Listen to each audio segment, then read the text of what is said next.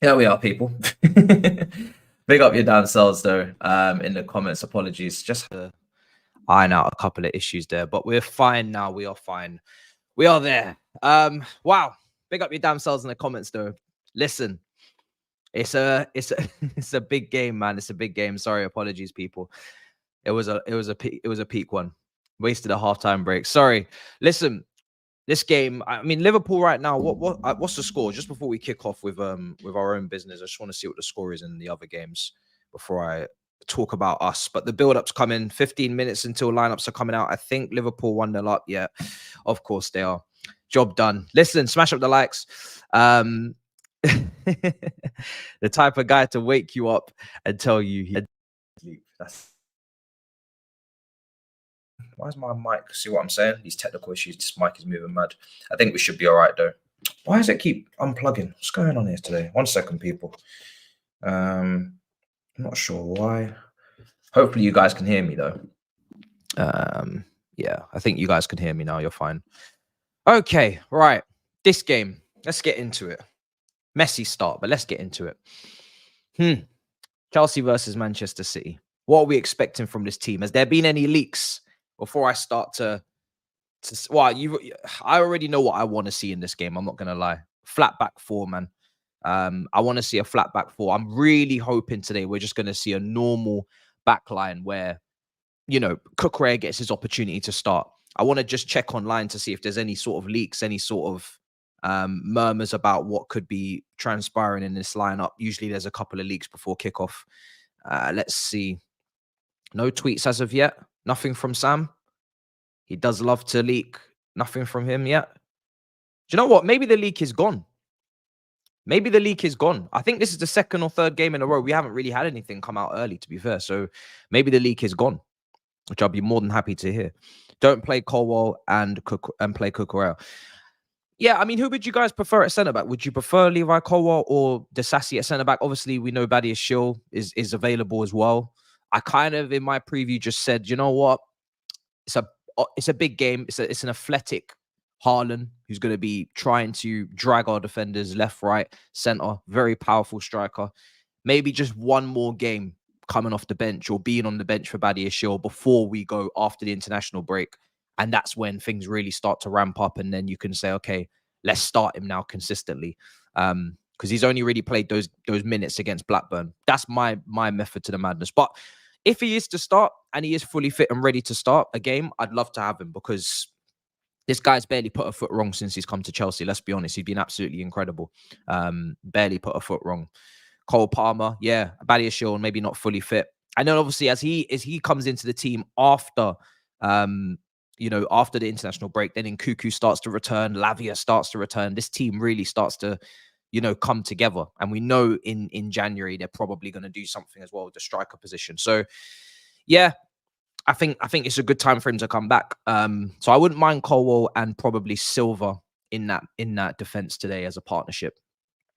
I think I was speaking to Big Steve on his channel. Unfortunately, couldn't get him in time on mine because I was going to have him in person in the studio, in my home studio.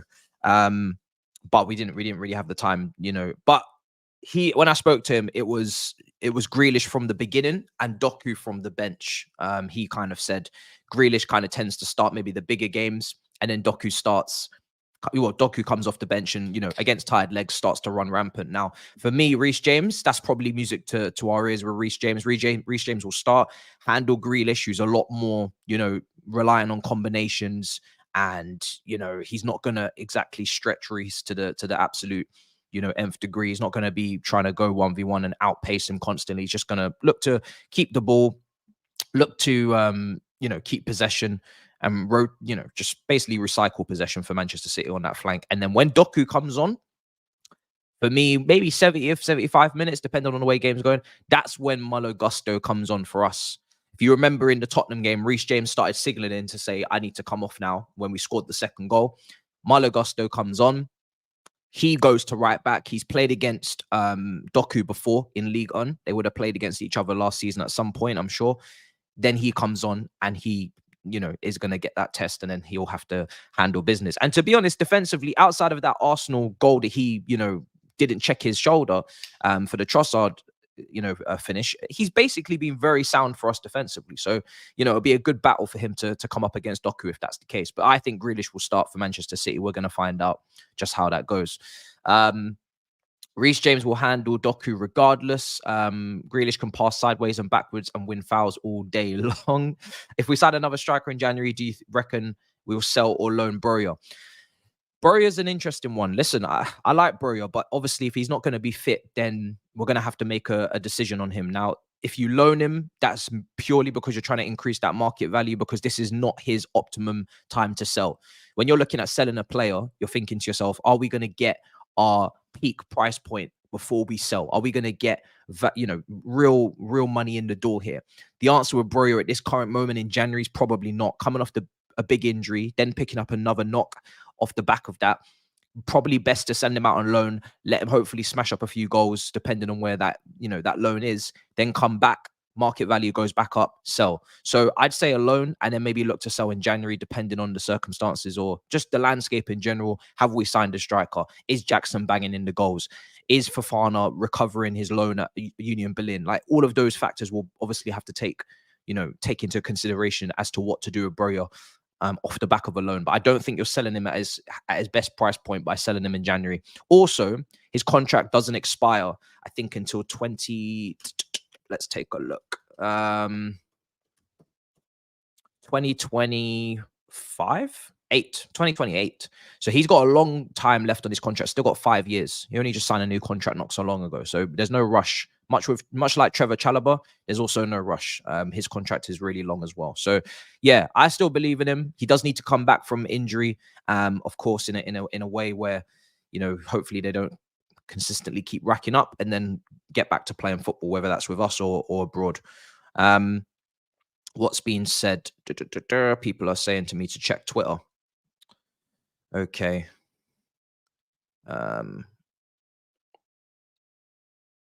Doku starts, yeah? Okay. If that's the way this is going down, I thought it'd be Grealish. Grealish started at Old Trafford. But apparently not. Ollie, a informer, has put out there. Is he actually from? I don't know who this guy is.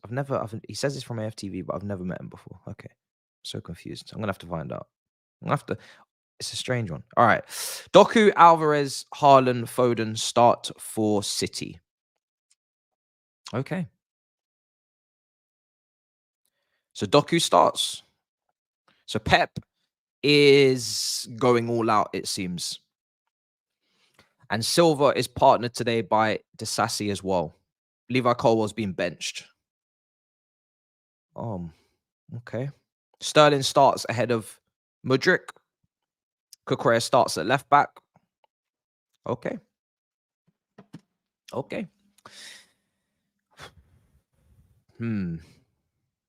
Interesting. I wasn't expecting a lot of these decisions. I'm not going to lie. I was not expecting a lot of those decisions, especially the Grealish versus Doku one, especially away from home. But then again, he may not respect us. It's not a problem. He had some big words to say about Cole Palmer. I'm going to go through those, but at least Kukurea starts. So we're going to get our flat back four. Silva, Disasi, Kukurea, Reece James will be the back four. Sanchez will be in goal, of course. Raheem Sterling expected to start ahead of Mudryk, and he does. So Mudryk will be on the bench. You've got Palmer, Gallagher, Enzo, Caicedo, and Jackson up front. That is the team that I'm expecting to now see in this game. Let me just text my editor that team.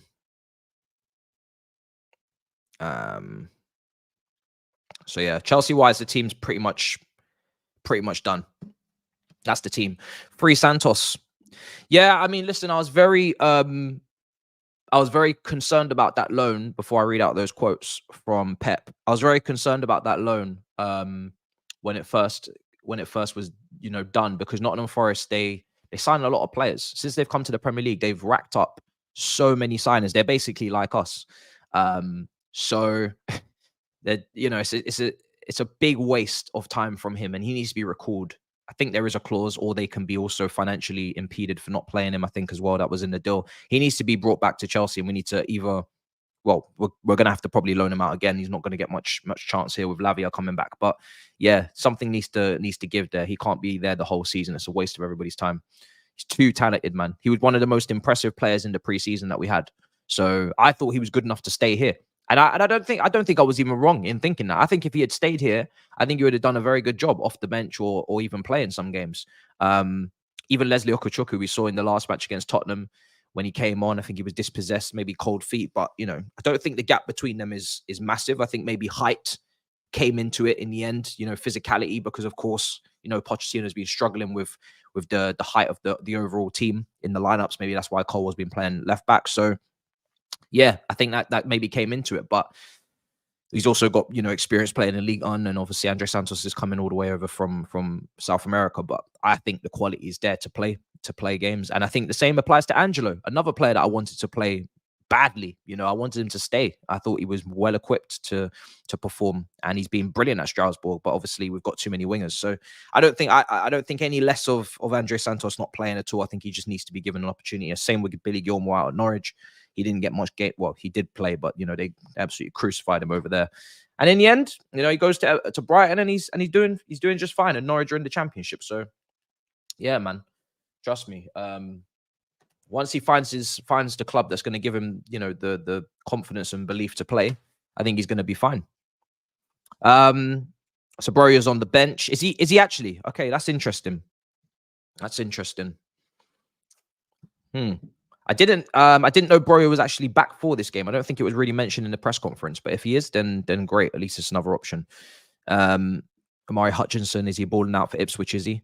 Liverpool, what's going on there? What's the scores just before I go for these Pep quotes? These quotes are quite damning. I don't know, from Pep. He's pretty 1-0. Still 1-0 to Liverpool. Still 1-1 between West Ham and Forest.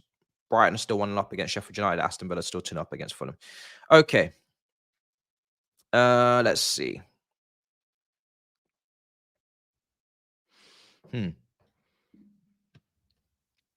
Colwell not in the squad.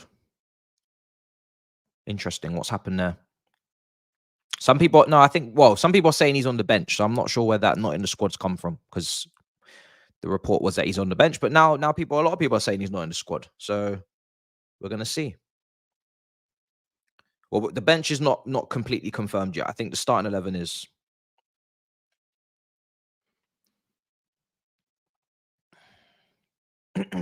Forest scored.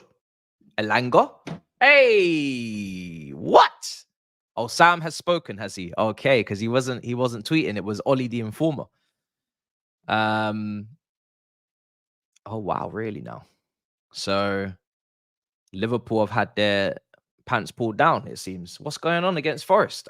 Sorry, what's going on against Brentford? I mean, we did kind of know that was going to be a difficult game. We've just played Brentford, so we know. Brentford's. Oh shit, that's not good. Why is West Ham and Nottingham Forest taking precedent over Liverpool versus Brentford? Sky, what's going on? Sky Sports, what are we doing here? My days. Wow. To be fair, Nottingham Forest have just scored against West Ham, 2-1. Ah, damn it. Such a shame. Moyes in trouble. I don't know what team he played today. I thought you guys were telling me a Brentford goal's gone in. But yeah, Nottingham Forest have scored. Big goal for them. Away from home as well. West Ham are in the bottom half, I think. But yeah. Liverpool is still 1-0 then, is it? Still 1-0. Huge goal. But anyway, so yeah. In terms of the lineup, it seems like it's all but confirmed for us. All but confirmed. Oh, it seems there's another couple of goals, guys.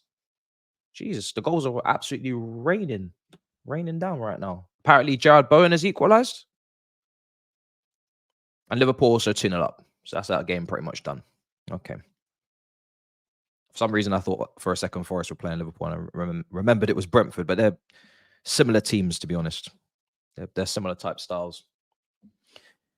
But yeah, that was an immediate response if that's the case between West Ham and Forest. But yeah, moving on. Sterling, big game for him. Him and Jackson have not really struck up the best chemistry so far. Just, we've seen it pretty clearly on the pitch with the Bournemouth game, with the game against Tottenham, even though he did assist him for one of the goals. So today we need people to be making the right decisions. We know we're going to get a couple of counters. We know we're going to get a couple of breaks. Please play the damn pass, bro. That's all I ask of you. I'm just seeing this West Ham equalizer now from Bowen from a corner. And also, Aston Villa 3-0 up against Fulham. Watkins. The goals are coming in now. It was a slow start. Watkins, McGinn, and an own goal from Robinson. So 3-0 against Fulham. That was a game I expected them to win. And also Brighton being 1-0 up against Sheffield United. And also Pedro Matoma's just come on, I believe, in that game. Lallana has come off. Maybe a couple of changes. Loads of goals going in. Liverpool 2-0 up, like you guys said. I think Salah. Sterling doesn't pass. Sterling can't pass. Sterling needs to pass. Yeah, he does need to pass. Do you know what it is with Sterling, right? I'm going to take a look at his statistics this season, because there's two halves to this. There's one half of people that will go absolutely berserk if you criticize him because he's clearly leading maybe in statistics this season for us, as he should. As he should. I think he's got 3 Premier League goals, 1 assist, 1 goal in the EFL Cup this season, right? So he's got 4 goals and 1 assist. That 1 assist should be, 3 or 4. That's the thing. He should be creating for others as well as he's scoring. He's one of those forwards this season where he has said at the start he's going to take the mantle and he is going to, be the top goal scorer for the team, which is fair enough. I don't really think he's got great competition for that. We've got a lot of new attackers that are just bedding themselves into the Premier League for their first full season, and they're all quite young. He is the most experienced guy, but he does need to be getting some assists, and he would get them if he played that pass a lot more often. And picked his head up. But he is a very frustrating hot and cold player. And sometimes he's going to skip past 3-4 players and he's going to do something crazy. And the next minute, he's going to make one of the most incredible errors you've ever seen. 5-yard passes and whatnot. He's just that type of player. But, with his experience, you just expect those errors to be gone by now. But that just seems to be the player he is. So we're going to have to part with it.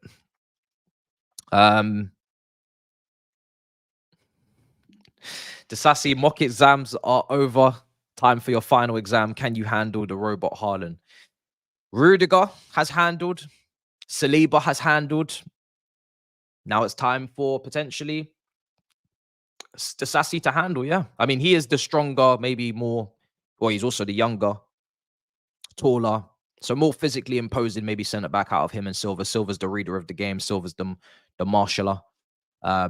So, yeah, that will definitely be on him to marshal Haaland, especially when Haaland wants to run, onto his left foot. If he's making a run, he's making that run for the final touch to be on his left foot. That's his strong foot. That's the foot he wants to finish with. He's going to make that into outward run across the back line, and then finishing across the goal with his left foot a lot of the time is what he will aim to do. And that is Disassi's side. He's making that run on your side. He's going to look to take those finishes, on your side. So we need Disassi to be decisive. Yes. Damn straight. 100%. Does Madueke play for Chelsea? I swear, I've seen him for like 15 minutes and it's mid-November. There's a lot. Do you know what it is? There's a lot of competition for the wing spot, and there's even competition out on loan as well. But the main thing with him is that once we've found players that are maybe fine in form, and it was Mudryk and Sterling, and now Palmer's basically a winger for us. He needs to come into contention. We're not going to be chopping and changing. We don't have games in midweek. We don't have a lot of fixtures. And this is what I said with Madueke. You've got to take your chance, and it could have been 3-2 to West Ham, and they just hit the bar. That was a massive chance. You've got to take your chance when you get it. You've got to do your due diligence and track your runners and close people down for crosses. And you've got to train just as hard and just as thoroughly as a Mudryk does. You've got to eat, sleep. You know what I mean? You've got to put the work in, because you've got 4 people in those 2 spots that you're fighting for and 1 game a week. And if 2 of them find form, you're on the bench. And you may get minutes, you may not, depending on the circumstance. Do we need you to come on? Are we trying to protect a lead, etc., etc.? So you could actually potentially only be racking up maybe 15, 10 minutes every week, maybe even every 2 weeks. So it's not easy. It was always going to be whoever finds form first, and then the other two are going to have to hold. So yeah, lineups are out. Okay, fantastic. Well, hopefully we should have them to you very soon. We should have them to you very soon. But yeah, that's the situation. And it's a it's it's a difficult business to be in, being a winger, because you have to take risks. They have to come off, and there's no risk, there's no reward without risk. You have to be brave and take on your man, and get kicked the living daylights out of as well. It's a tough position to play.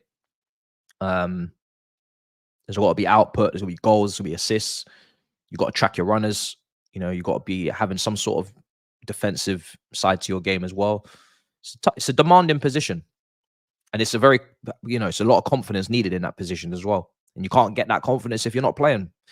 So it's ruthless out over there, I must say. Fulham have scored. Teams are out.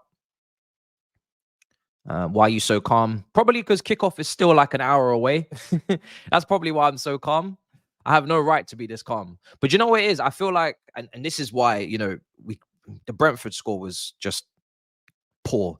The Arsenal dropping off points was a massive shame in the context of the game, the way that we played that game.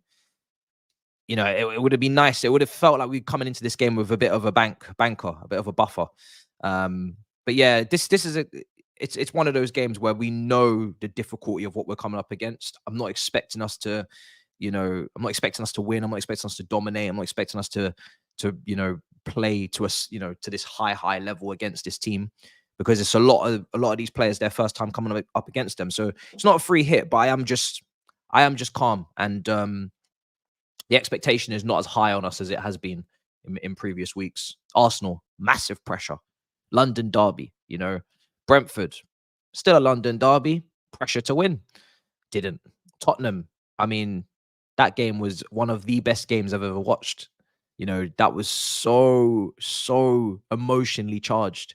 Don't get me wrong, I will be emotionally charged when we kick off, but right now, yeah, I'm pretty calm. It's still a long time to go till kickoff. And that Tottenham game, honestly, that Tottenham game took a lot out of me. Really did. Very stressful fixture, man. Very stressful game. I've never had so many nearly moments in terms of goals going in and VAR checking it. And yeah, it's just crazy, man. Wild game. Same lineup as Tottenham, only Colwell is missing. Okay. Interesting. Let's see. You hope Poch knows what he's doing. Well, they're going to be up on screen for you in a moment. I do want to see what I make of this, though. Well, Reece James obviously will captain the team. Enzo Fernandez will need a big performance from him today. I think Bernardo Silva, is he starting? He is. Bernardo Silva does start.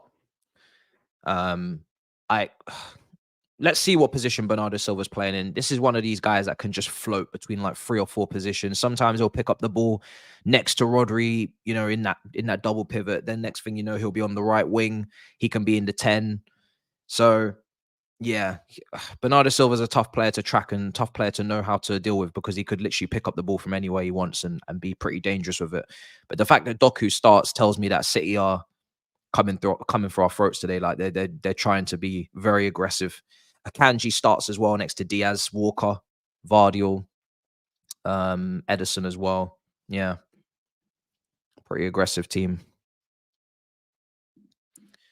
Let's see. Long day for Cucurella. Well, do you know what? Cucurella's been playing really well recently, defensively anyway. He's been playing really well. No cover. If you think about it, cover is not a goal threat, right, for that City team, like Bernardo Silva can be. He can strike a ball if he has to. Foden can as well. From a creativity standpoint, he's not playing that pass the same way Bernardo can, the same way Foden can. And defensively, he's not, he's decent, but he's nothing special. So he shouldn't really be starting for City, to be honest. He's a good player. He's a very good player, but he shouldn't really be starting for City. I think he was brought in as more of a rotational option. So,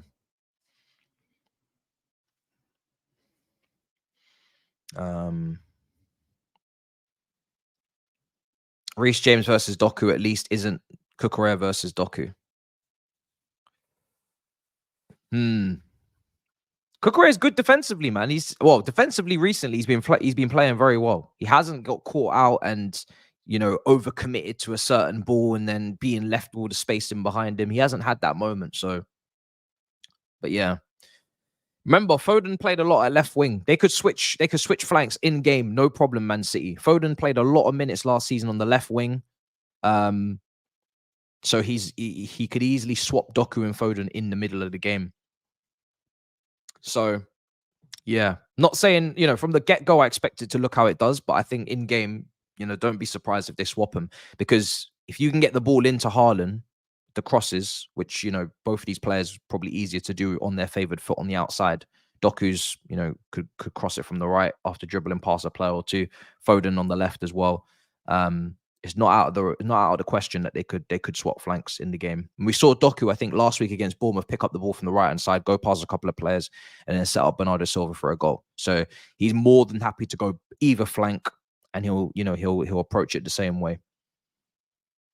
Let's get some score predictions going. Has Jota just scored to make it 3-0 to Liverpool, has he? Well done, Sheffield United. Have they equalised against Brighton? Fair play. What's going on with Brighton, man? Is it one win out of the last 9? I have to take a look. What's going on?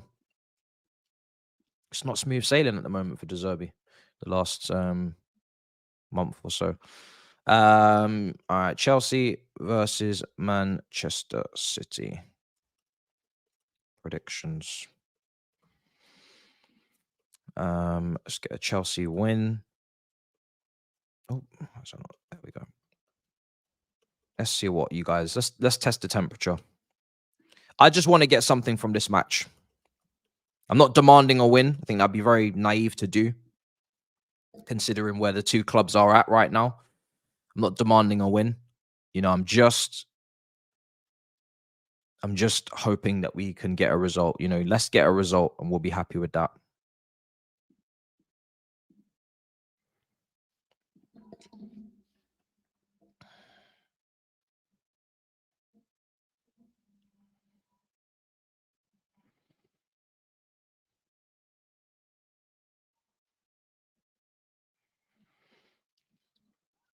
Okay.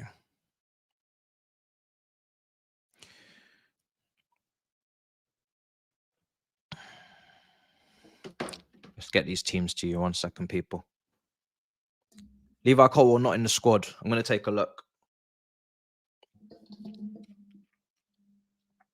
I do have these. So we have, the back four. So no Colwell on the bench. Is he injured? What's happened? Is there? Let me know if there's any sort of follow up on that on Twitter. Like where is he? Why is he not in the team? Not even on the bench. We really can't afford to be picking up any more injuries. We're just starting to get players back. I don't want to see more players now going down with injuries if we can help it. But I'm going to take a look at the bench. I'm going to go through the full bench now in just a second. But that is not good news if he's not on the bench, because that means there's some sort of issue. Because we don't have enough players to be leaving him out of the squad. We're not quite there yet. Is that bench confirmed? I think it is. Yeah, he's not on the bench. Damn. What's happened there? Let me know, guys, in the chat if you found anything. I'm going to scour Twitter in just a second. So Petrovic is on the bench. Matson's on the bench. Gusto's on the bench. Badia Schill is on the bench. Mudrik's on the bench as well. Good. Leslie Okachuku on the bench. He's going to be needed today. I have no doubt about that. He's actually in quite an important role, which is why I wanted him to get minutes in these cup games. Every time he comes on, he's expected to lock things down, or he's needed to lock things down. Expected is maybe too far, but he's basically our true 6. You could even say that Caicedo has more to unlock in his game if he's played as like a box-to-box midfielder, like a Kante. He's not truly box-to-box where you have an SCN who's this kind of still able to give you loads of goals in the final third in that role. But Essien could, you know, come into the box and come with headers and whatnot, but that's not quite the level of Caicedo and Kante in the final third. But, you know, we saw that strike against Tottenham. It was really quite impressive. It's very, very impressive from him. And maybe with a Lavia, with a Leslie Okachoku, one of them, he could give us something box to box. He could. All right, let's get rid of that. Okay. That team is already on screen, I think, now, people. So, yeah, that's the team. That's the starting 11. I'll get the bench to you now. The bench is... At least Broja's there. That's what I would say. At least Broja's there. We do need some sort of striker on the bench. There's no Washington, so I'm not sure where he is as well. I'm not sure what's going on there. But there's no Washington. But at least we have Broja. Maybe there's no need for both of them, to be fair. We'd be lucky if one of them come on, let alone two of them. He hasn't really been bringing on Washington at every opportunity he has. So maybe not really needed. I see what you guys are saying in the comments. Man City team's going to be up on screen in a moment. Bench is better. Yeah, it's just nice to see some familiar faces. Matisse is still there. Haven't watched a whole pile of him, but it seems like Pochettino's definitely taken a liking. Reece James... Oh, sorry. Why is that up there like that? Yeah, Reece James will be captain. Don't worry about that. Not sure why. Not sure why I have that actually like that. Oh, do you know what it was? I think that was from when Reece James had an injury. And even then, even then Silva wasn't given captaincy, but I kind of assumed he would be. But then you know, Gallagher getting captaincy was so random. It just came out of nowhere. No one was expecting him to get captaincy. Well, I don't think anybody was. There was still quite a bit of experience in that team with Silva, but he just got it. And he never looked back. And to be fair to him, he actually did a good job, considering the pressure. But Reece James is now back. So, yeah, let me make that change. Let's see. But, yeah, flat back four. Very happy with that. Enzo, we need a better performance from him today. Just in general, I think the Tottenham game, maybe he was still hurt from the tackle from Romero, which was, you know, just a horrendous tackle. So maybe he was carrying that throughout the match. I think he did kind of hobble off in the end when he came off. I think when he was hooked, maybe second half. So maybe that was the reason as to why his performance wasn't great. But yeah, we need him to be, you know, if he can get back to his best, the kind of performance he put in against Liverpool at the start of the season, that would be fantastic. That's the kind of level we're looking for here. That's the level needed. Okay, let's see what you guys are saying in the comments. So I'm going to get that Man City team up next. James is captain, damn straight. Washington's in DC. I want, do you know what? If we talk about loans, right, more so than Broja, because Broja, thing is with me, right, I'm more than happy to get another striker and have Jackson and Broja be the three strikers. Broja needs to probably stay close to home, recover from his injury. We're going to treat him, you know, with care. We're going to take patience in terms of the medical team and Pochettino, who's been very slow to integrate the players coming back from injury, like Badiashile. I'm sure that would be the same with Nkuku, and it would have been the same with Broja, who's now on the bench today. Obviously, was never going to start. So we're going to integrate them slowly. We're going to look after them. I think Washington is the person we need to prioritize for a loan. Remember, we only have maximum amount of loan spots. We kind of ran out of spots for Washington, if you remember, in the back end of last transfer window, because we had to, you know, put Ziyech out there and whatnot. So we kind of ended up using up quite a few spots and the whole rules and regulations around that. So we don't have an unlimited amount of loan spots to be given away. So yeah, I think for me, I'd probably prioritize maybe giving Washington a loan and keeping Broja here, getting another striker. And you've got three. You've got the new striker, you've got Jackson, and you've got Broja whenever he can contribute. I'd probably look at it like that.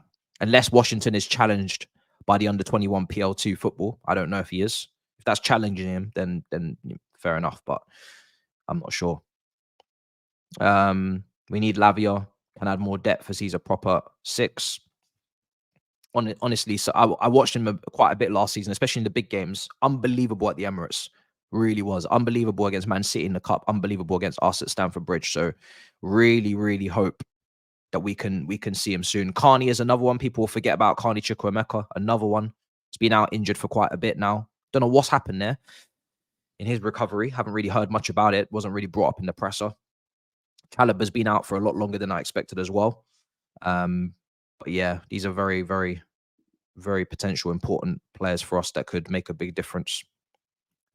So yeah, hopefully they'll be back soon.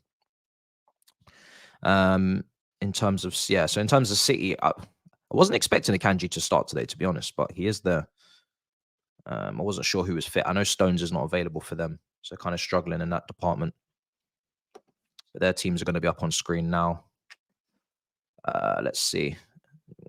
West Ham still 2-2 with Nottingham Forest in that game. Feels like there should be a winner coming as well. The way that it's very attack minded, that match. Lots of opportunities. Let's see. So let's get the City team up now. There we are. And the Man City bench, I don't think we've actually gone through that yet. So we will now. And then I'll check the poll. Get your votes in on the poll, people. Big up. Get your votes in on the poll. There's a lot of fixtures. Thank God. This is the last. I keep saying this. The last international break, I think, till March. I know the England squad came out there this week. Somehow Sterling's not in there. But also Palmer. I think Palmer's, definitely knocking on the door for an England call-up. So he could have easily been in there ahead of Rashford, but he's not there. But yeah, Rashford keeps his place somehow. But yeah, that's the last international break until March, I think. We got Christmas, loads of fixtures. So thankfully, guys, we won't have another one of these breaks. But I'm not going anywhere during the international break. We don't go anywhere. I went to Barcelona last break. Now I'm here, and we're going to be doing content. Lots of people come into the home studio, so loads of in-person content. And to be honest, every time you see, I think we've done 2 of them now. We've done one with Thabz and one with Fuad. Every time you see them, you're going to see changes that are really there to make improvements. So we're just kind of learning along the way, but we're going to have more coming in the next link up. So yeah, I'm looking forward to it. I think Nini's going to be there. Hopefully Eunice as well. We can get him down. Some more of the Big Six boys as well. Would have been Big Steve, but he didn't arrive in London in time yesterday. But yeah, we definitely got more link ups coming. So stay tuned for that. Let's see. All right, that's everything now. The bench should be up on screen in a moment. It's 2 goalkeepers on their bench. Let's see. Yeah, that's it. And cool. Happy with that. That's fine.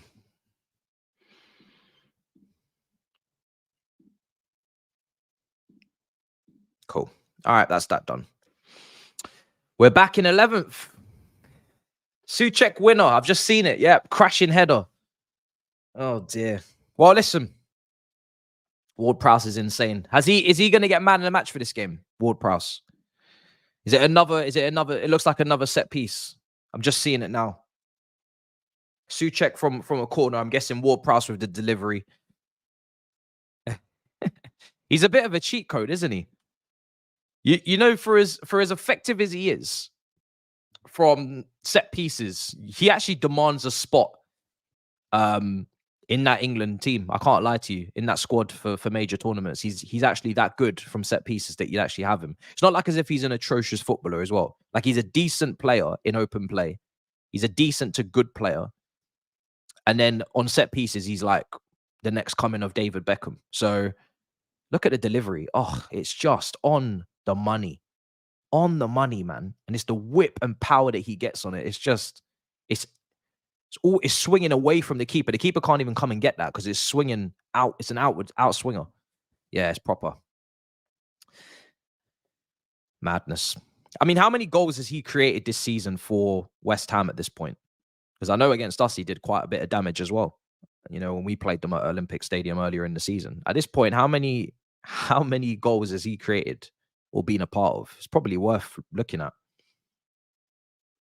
If you've got that type of team that will take advantage. We don't have a lot of great headers from the ball in open play, but in set pieces, Badiashile, Disasi, Silva, yeah. It's too late for us now, but maybe for a better team. Do you think? I think West Ham's a good level for him, though. I do think that's West Ham are a good team, so It's better than Southampton. Like, he should be playing in Europe and he should be in the top kind of 10, top 8. No cover starting. Nope. Don't sleep on Alvarez. Do not sleep on Alvarez. I said it on DR and I'm not trying to jinx it. But honestly, last season, if you watch Chelsea versus Man City, we played them 4 times. I'm going to check the poll results. We played Manchester City 4 times, played them 2 times in the Cup, 1 in the FA Cup, 3rd round, Carabao Cup, 3rd round, 2 in the league.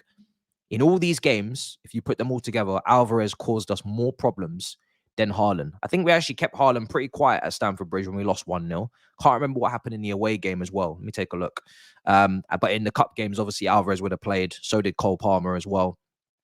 And yeah, we actually dealt with Haaland fairly well. It was more Alvarez was cooking us. Alvarez was causing a whole heap of problems. So, but there's both of them today. But I am worried about Alvarez. Alvarez is always a worry. He gets man of the match. Brilliant. I think I predicted that he'd be the player in this game that would cause the most issues. So yeah, happy with that. He scored in the away games. Yeah, so he scored at Stamford Bridge in the 1-0 win. Audition for Reece James. What do you mean audition for Reece James? More like an audition for Doku, bro. Slow your roll, bro. Man said audition for Reece James. I don't think he auditions. You know what I'm saying? I think he's got the part, bro. I think he's got the part. Haaland hasn't scored yet. Okay. Like I said, I don't want to jinx it. And so did he not play in the both the Premier League games? Did he only play in the Stamford Bridge? I know he played the game at Stamford Bridge, didn't he? I'm pretty sure he did. You're saying he's only played one of those Premier League games, not both of them. Anyway. Mahrez. Oh, Mahrez scored in the 1-0. Okay. Haaland hat trick. Oh. No. That won't be happening. That won't be happening. If he's going anywhere, it will be to Real Madrid, to be quite honest with you. Like, Real Madrid are the team that I've been caught in Reece James for years. And it's like, they're the biggest club in the world. Anybody, regardless of where they're from in terms of upbringing at Cobham or whatever, anybody could have their eyes turned by Real Madrid. Anybody. I refuse to believe that there's a player that doesn't look at Real Madrid at any moment and think, maybe. Not saying he'll jump ship, but Real Madrid are Real Madrid. You know, it's that's how I see it. And obviously, Carvajal is getting older, and he could do with replacing. So hopefully that doesn't happen. But I don't think he'd leave us to go Man City. To be honest, I don't.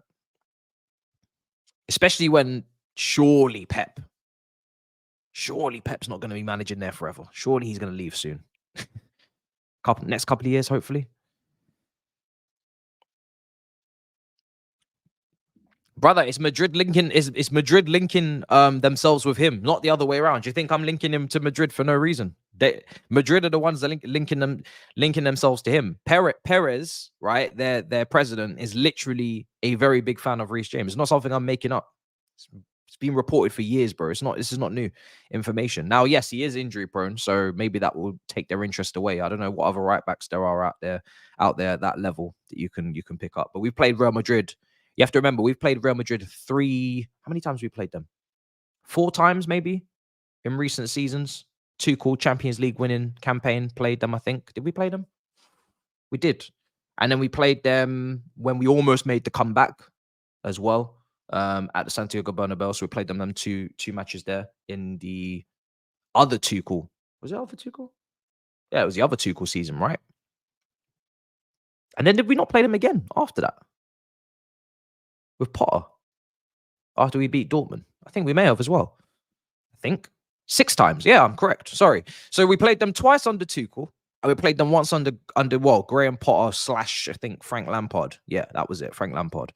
He came in, played some nasty formation at Stamford Bridge. That was uncompetitive. That was not a competition. That wasn't great last season. So yeah, we played them. So this is what I'm talking about, right? We've played them 6 times in the last 3 years. Before that, we hadn't played them since I think the Super Cup that we beat them in like the late 90s or something. So we had not played Real Madrid for the best part of almost 2 decades. And we had never lost to them either, because we barely played them, but we'd never lost to them.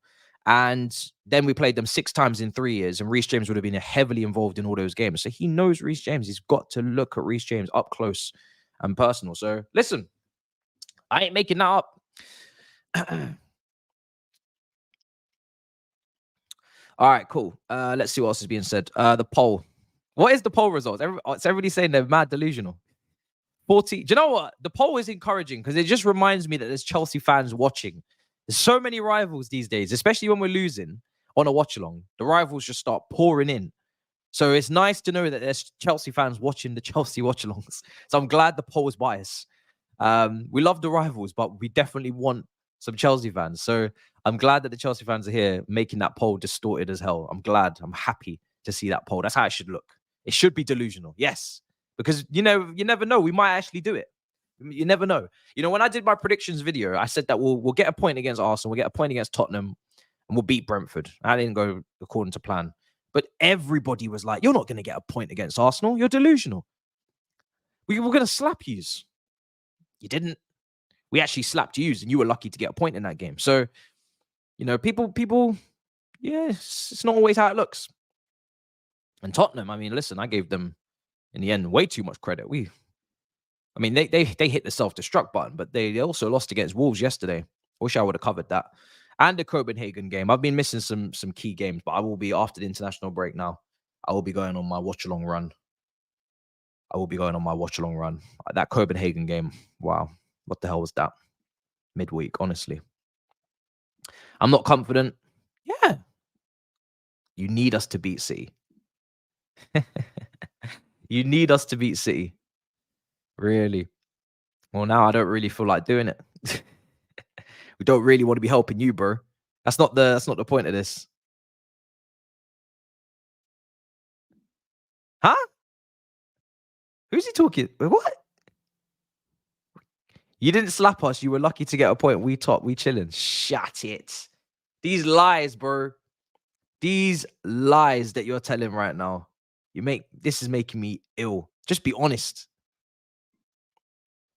Just be honest.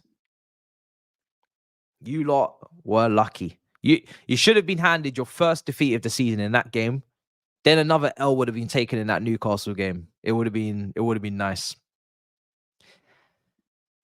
But this is what I'm saying with Pochettino, and I said it a month ago, right? We got a long way to go.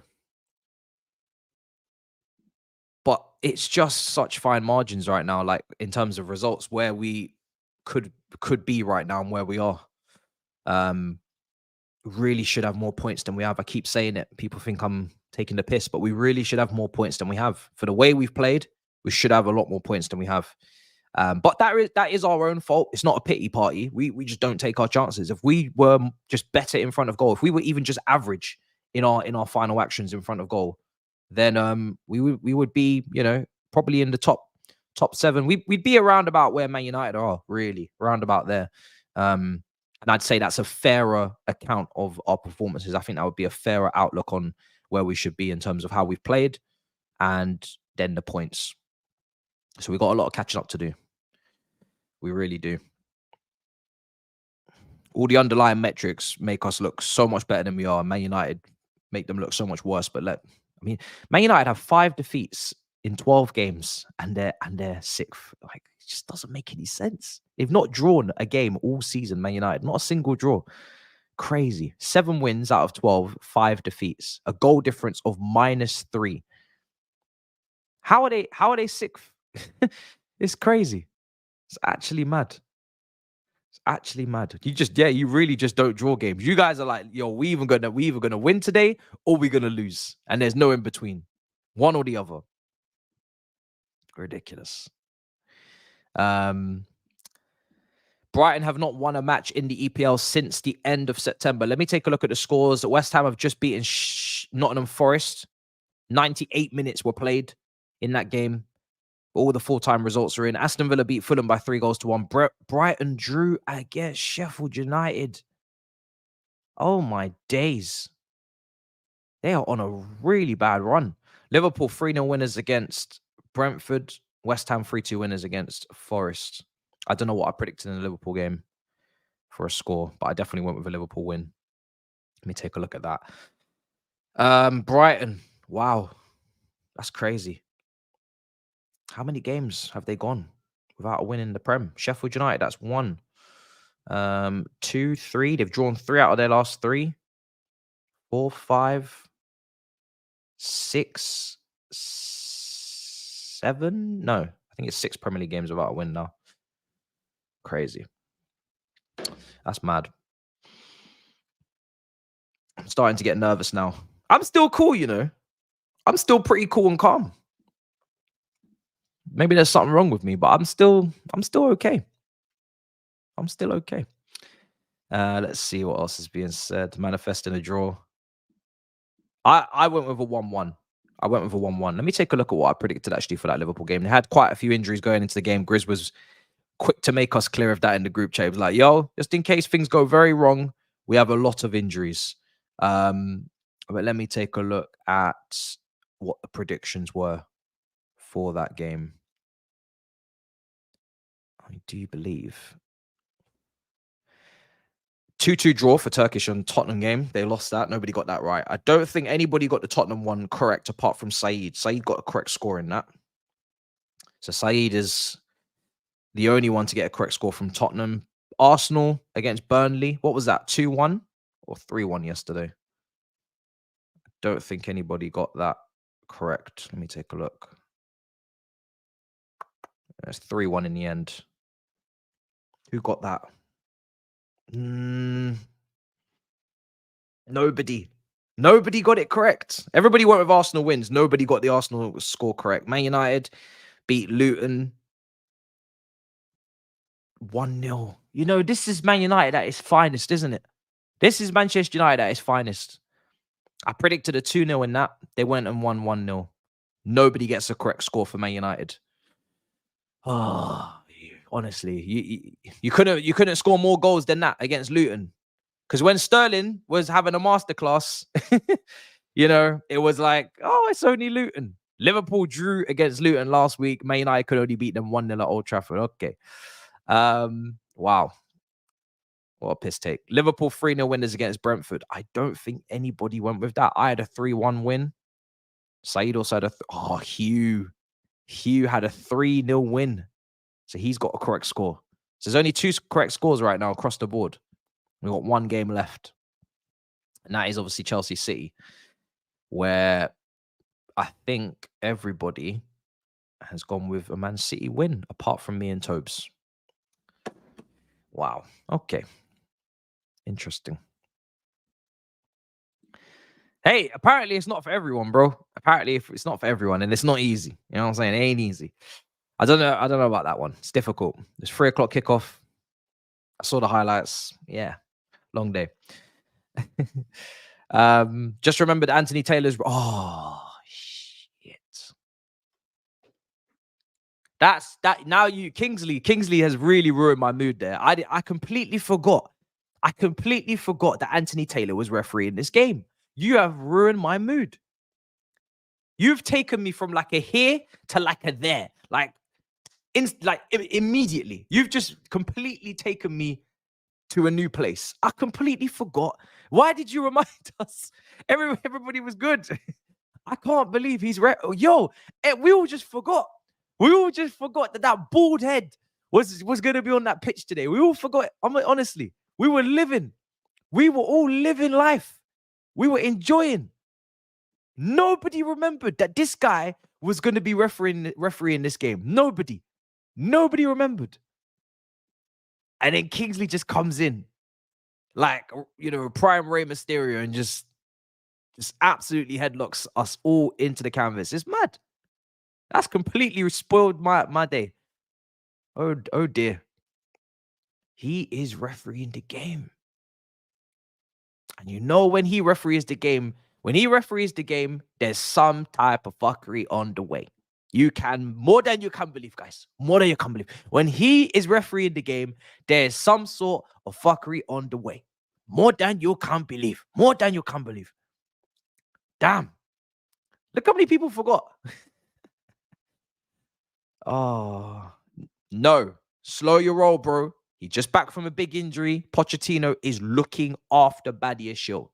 Believe me, he is looking after him. All right? Let's not get him re-injured. Big injury. Played against Blackburn. not as intense. This is Manchester City. This is Haaland and Alvarez, bro. Yeah, take time with it. After the international break, even better. I don't think he's in the France squad. I haven't checked. I don't know if he's in the France squad. Hopefully he's not.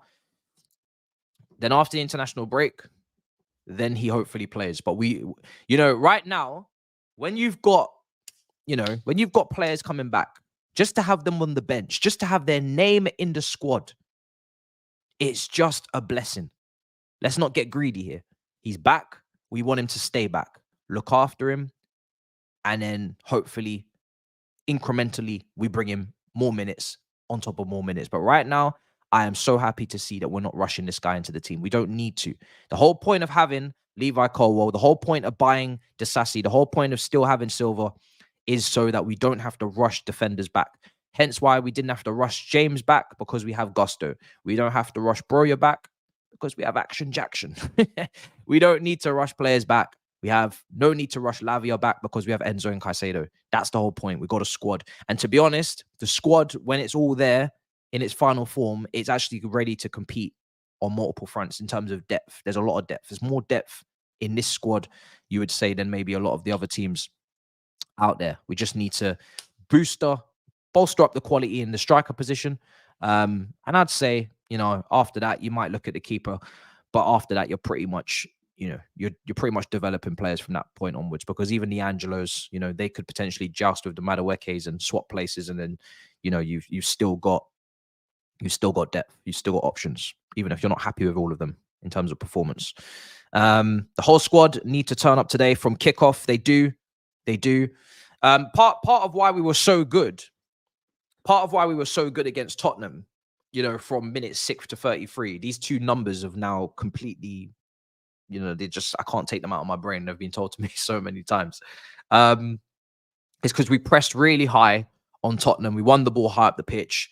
Caicedo started to intercept loose passes as well. And then from that moment, we started to get the ball and then obviously go on the attack from there, from their half. Can we do that against Manchester City? Can we press Manchester City? I want to ask you in the chat, can we press Manchester City today? Is that a good idea? You look at Edison, you look at Diaz, you look at Walker, Kanji, and Vardiol. Should we be pressing that back line, or should we be forming, some sort of mid-block and just sit on that and just wait?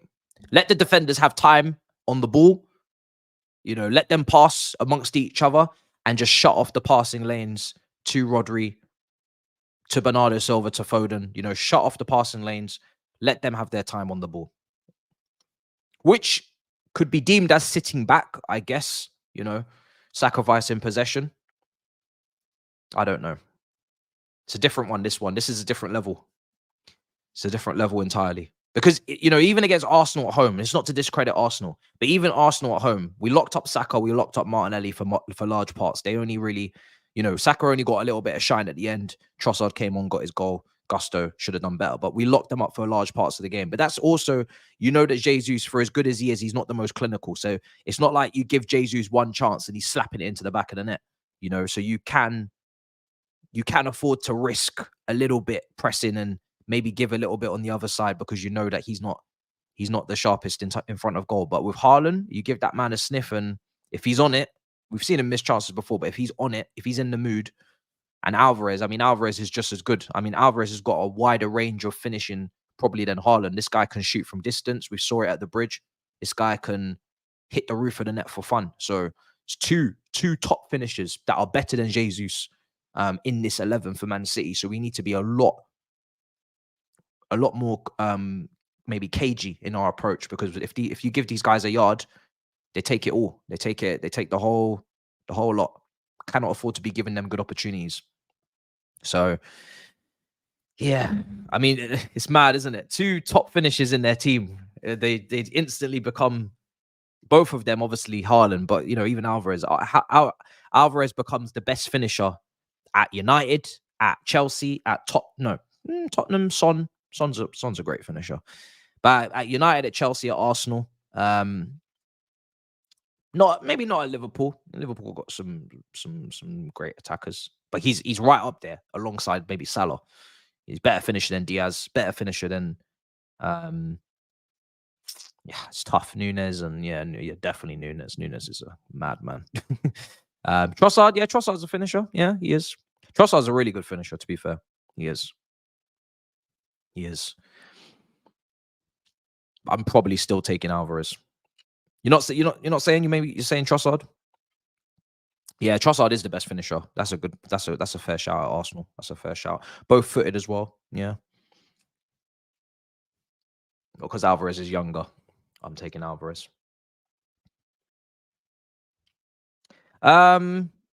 Question. I mean, do you know what? It's tough because we haven't seen Nkuku in this league once. I'm managing it with Nkuku because I feel like Nkuku is going to make a big difference if he's fully fit, and that's the key. You can't rush him back.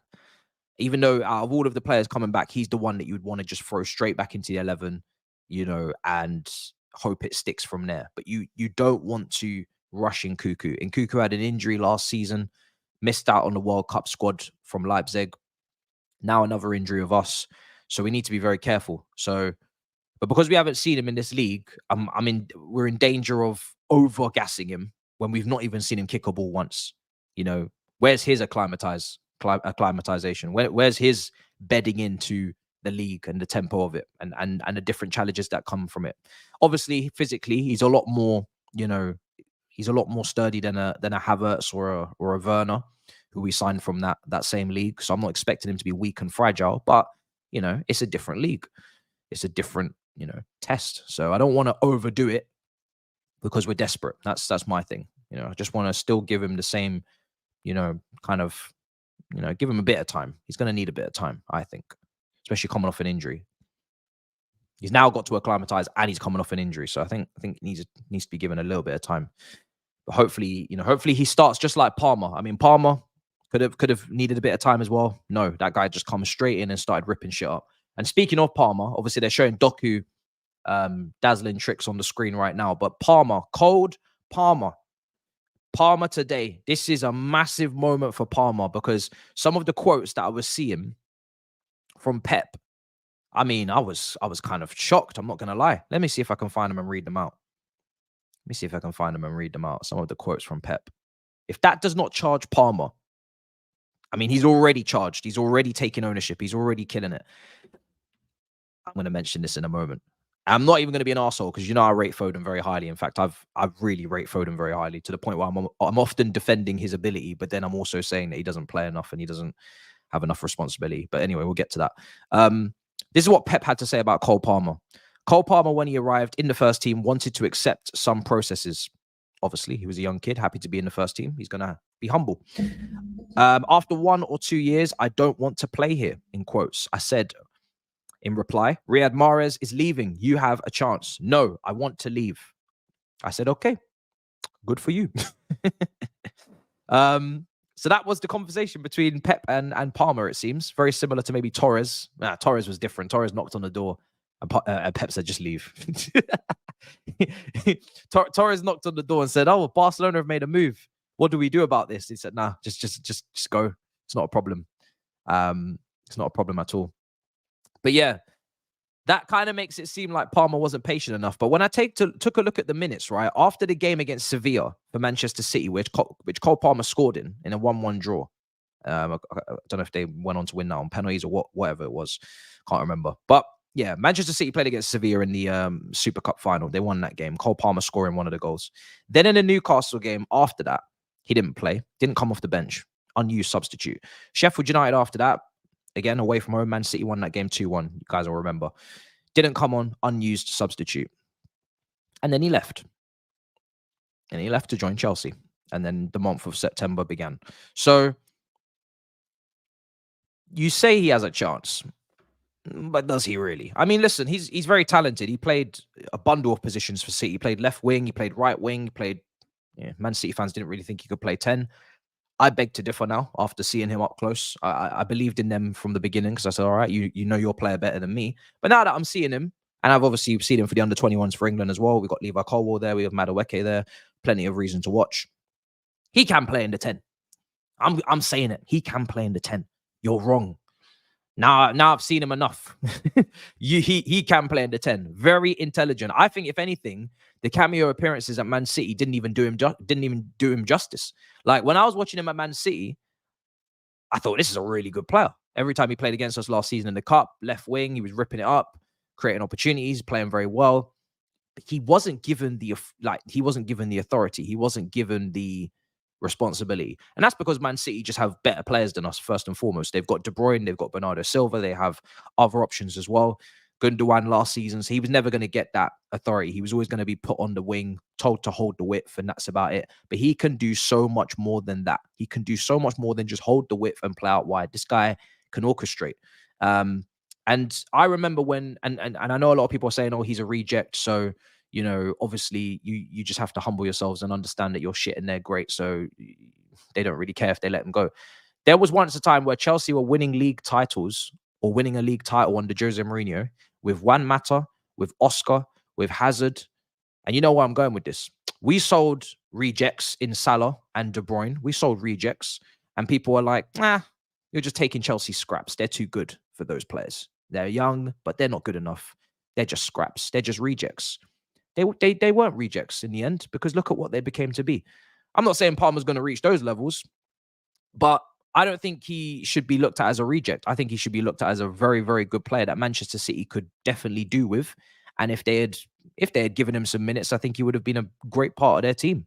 And I think he would have made a serious impact. So he's got the mentality for it, that's for sure. He's got the mentality for it. I think I saw in a report there earlier in the week, he's learning Spanish so he can communicate better with the likes of Enzo and Caicedo. And also the manager obviously speaks Spanish as well. So that's fantastic to hear. And he was also quick in the interview after the hat-trick for Jackson against Tottenham to say, listen, you need to work harder, which is great.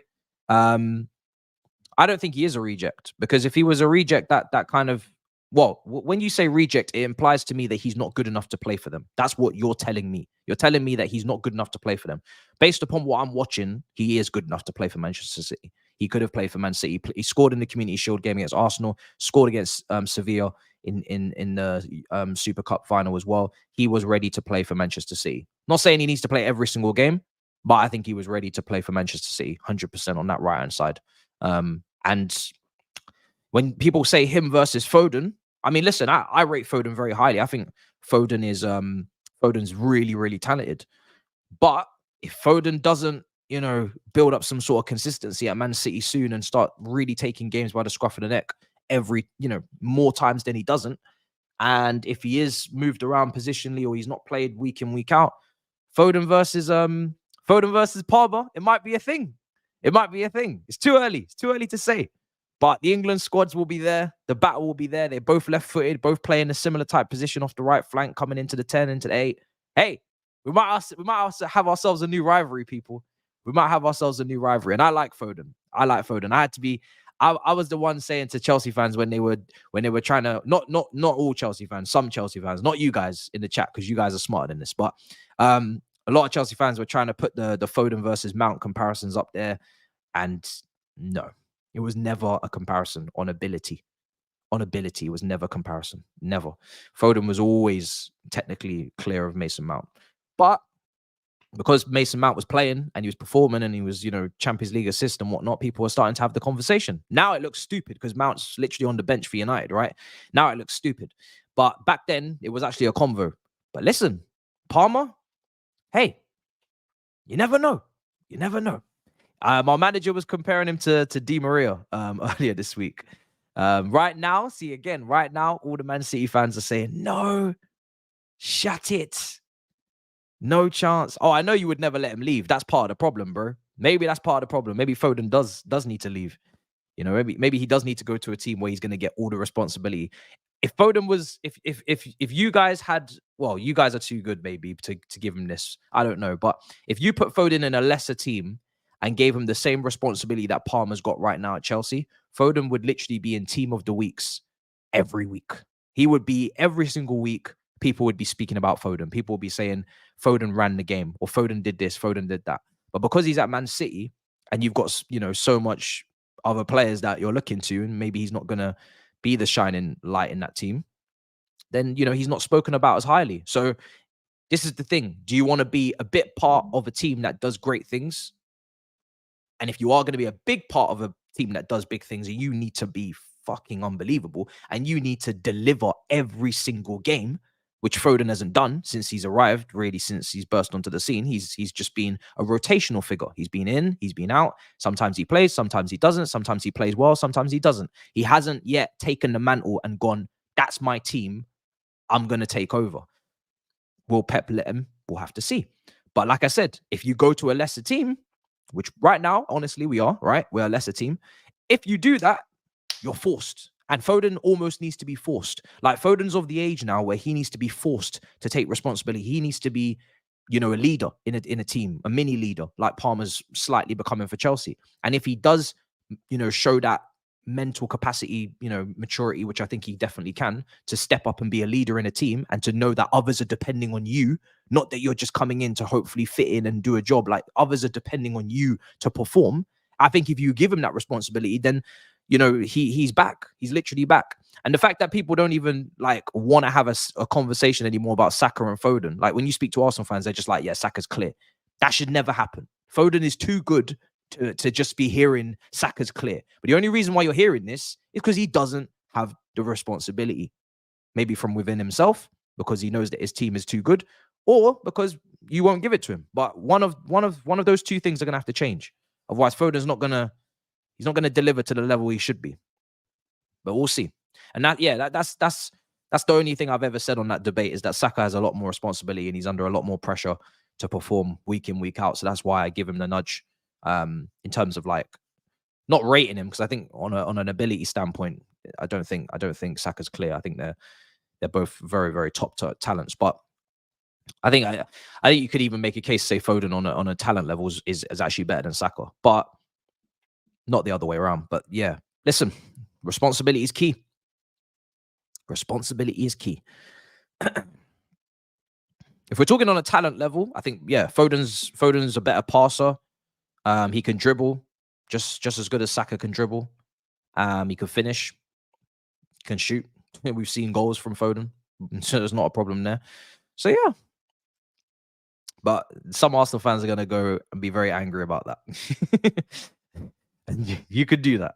Some Arsenal fans are going to be very angry about that. They don't want to hear it.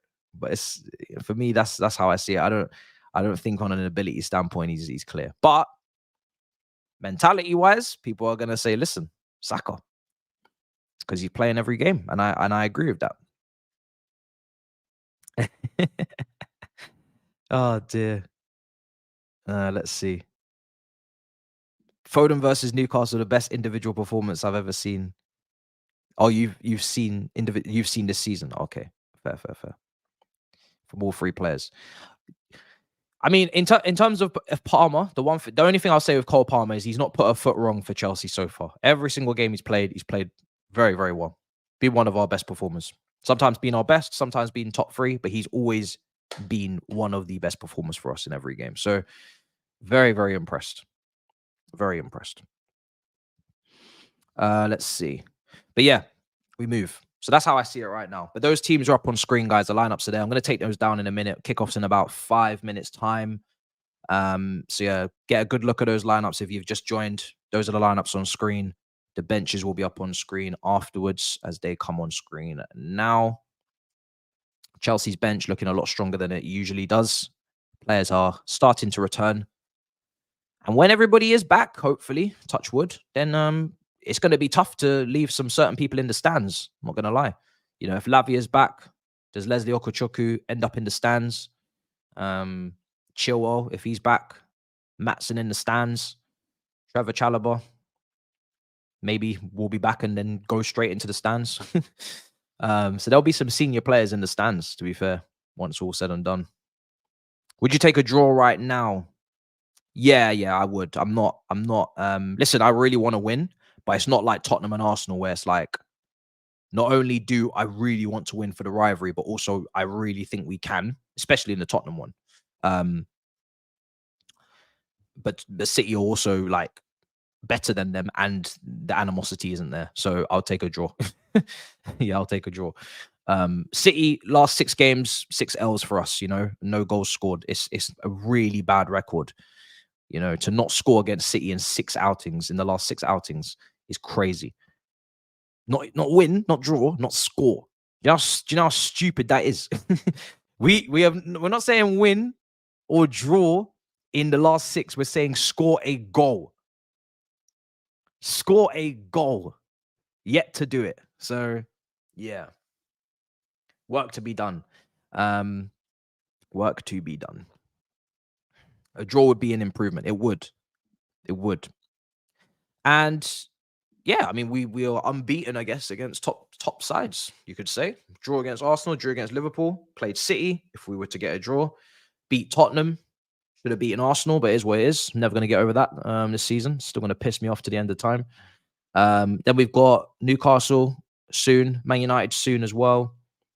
Man United, we need to go to Old Trafford and win. We need to go to Old Trafford and win. We really need to go to Old Trafford and win. Like, that's a must-win game. You want a must-win game? Man United away is a must-win game. Go there and slap the living daylights out of them. They are awful. Hopefully everything's still as it is right now when we get to that game. But they are awful. We need to beat them. We need to beat them. Not only because we need to be ahead of them, and that's the one thing right now I can't accept, is that we're not ahead of them in the league, because we should be, because they're crap. But also, yeah, we need to beat them. That will be a big game. It's gonna get ugly. Look at all the rival fans just chilling, just chilling in the chat, just like, yo, this is gonna get ugly, bro. This is not looking good for you. Let me close that poll. I hope, especially because Hugh said that he would beat us with 9 men. I hope we can beat this lot. I really do hope we can beat this lot. Because if we do, oh, you lot are seriously screwed. You lot are screwed. If we beat them, whew, Lord of mercy. Goddamn. But then Arsenal fans will just flip it and be like, yeah, thanks for doing that. We needed you to win anyway, so much appreciated. Saka is beyond your understanding. Is he, yeah? Listen, I've watched Hazard. I've watched, Gareth Bale in the Premier League. I've watched some serious Suarez when he was at Liverpool. I can understand Saka. He's great, but we can understand him, bro. Don't worry. He's not that, bro. He's not that guy where it's like, oh, I can't even comprehend him. No. We can comprehend. We can comprehend Saka. We scored 2 against Arsenal, bro. You scored 2 against Arsenal. We can have an off day in front of goal, for sure. But listen, if you guys, with you guys and the way that you're moving right now, yeah, someone must score. And I'm not even talking, we don't even have to batter you in terms of scoreline. I'm just talking about performance-wise, we have to batter you as well. We have to batter you in terms of performance. Like, I just don't want you guys to even get away with your bullshit. Like, I just don't want you to have a sniff. Yep, I said it. Man City rocked up there. Sorry, Crystal Palace rocked up there and won. I'm not afraid. Our away record is better than our home, so I'm glad we're playing you at Old Trafford. It suits us. Galatasaray went there and won. Forest should have won. Brentford should have won. Yeah, I'm here for it.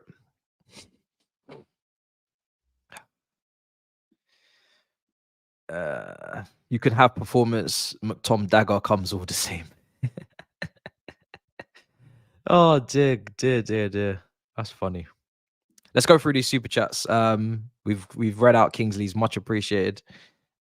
Shame Sterling and Palmer missed out on the England squad, but low key happy. Not gonna lie, gives them more training sessions with Nkuku and Carney. Helps them understand the system. Good shout, Kevin. Very, very good shout on that, actually. Fair play. Shit, just remembered. Oh, yeah, we're not going to read that. Yeah, Kingsley, we got that one. Dampening the day. All I know is Palmer gets me. Oh, okay. Palmer gets me a hard one. He's class. Thanks. That's a lot of information there in that super chat. Are you feeling self-conflicted? Yes, I am. Very self-conflicted today. Don't know what to feel or think, actually. Very self-conflicted. Saeed would say self-inflicted, would he? Self-inflicted? What did he say? I think it was. Yeah. Thanks, much appreciated, bro. You could talk your talk when you come Old Trafford is long. Okay. If you say so. Should have, you mean could have. You typed out too quickly. I know what you meant, so I'm gonna read it for you the way you wanted it to be written. Should have, could have, your 12th. But should have, your 12th doesn't have the same ring to it. Oh dear. All right, cool. Let me get this timer up because it's about to kick off in a minute. Oh God. Am I nervous now? I'm not, I'm actually not. I'm actually okay. I'm just looking forward to the game.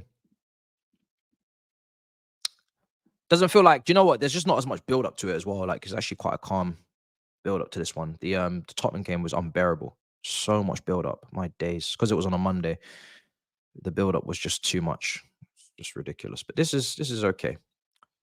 Right, we've kicked off. Games kicked off. Sacrificial Sunday. Tottenham lost. Monday looking like a good day. We just need to avoid defeat, and I can walk in with pride tomorrow. Here's Jackson. Out wide. Oh, lovely. Go on, James. Reece James. Oh, shot blocked. Come on, guys. Let's go. Nice start. 30 seconds in.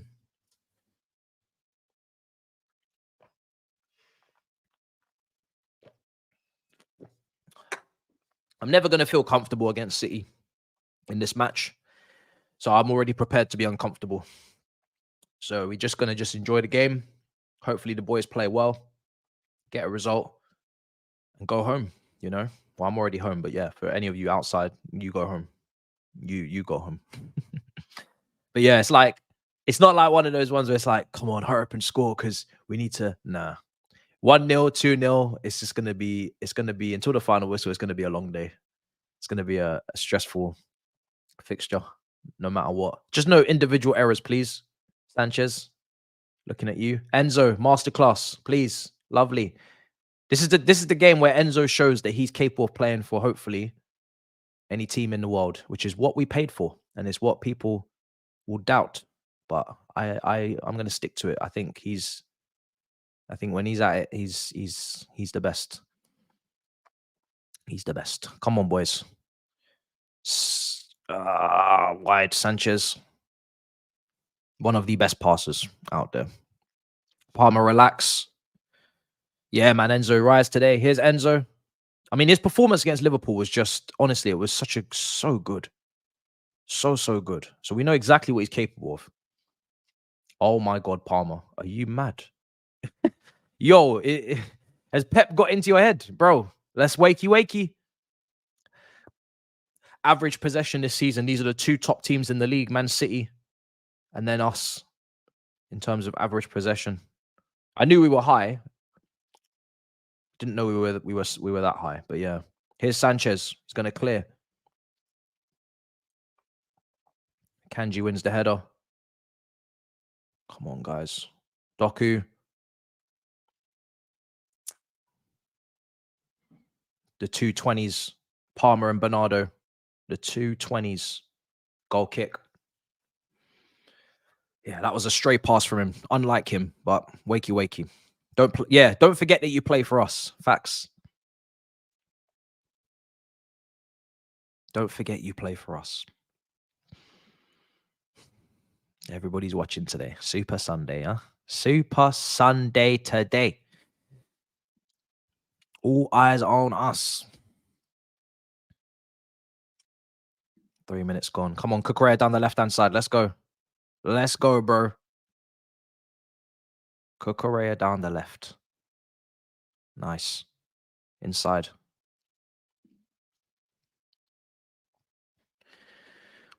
They call him Enzonzi. Yeah, okay. You'll pay for that. Walks into Manchester United's team. Yeah, I see you. Walks into your team.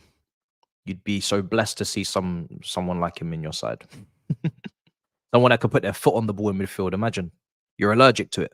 Someone that can put their foot on the ball in midfield and actually dictate. you'd be so blessed to see it.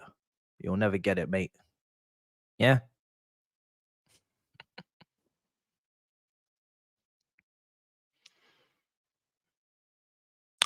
Do you know what's so funny about this comment? And I was thinking about it today, right? With this whole Jackson, the second coming of Drogba. A lot of you guys, you don't seem to understand that Drogba had a terrible start to his Chelsea career. So not even that I believe that he's the second coming of Drogba, because he doesn't play like Drogba. Like he can't head the ball. So that's already an L in terms of that, unless he drastically improves upon it. But Drogba was literally one of the best headers of the ball up front this Premier League has seen. But Drogba didn't start off great. When he first came in, I think he got like 5 goals in his first Premier League season. So this whole Drogba thing, you know, as much as I don't think he's like Drogba, but even still, if we're talking about performance, he's actually already got 5 goals. So was it 5 Premier League goals? I think it was Drogba's first season. Maybe correct me if I'm wrong, but it definitely wasn't double figures. I know that. So yeah, 5 Premier League goals at the moment. Don't think he's off to a worse start than Drogba was. So let's not forget that. Not everybody's career ended as it started. Ended brilliantly for Drogba, but the start of it was a rough start. Ball into the box, Caicedo. Make no mistake, Drogba would be getting.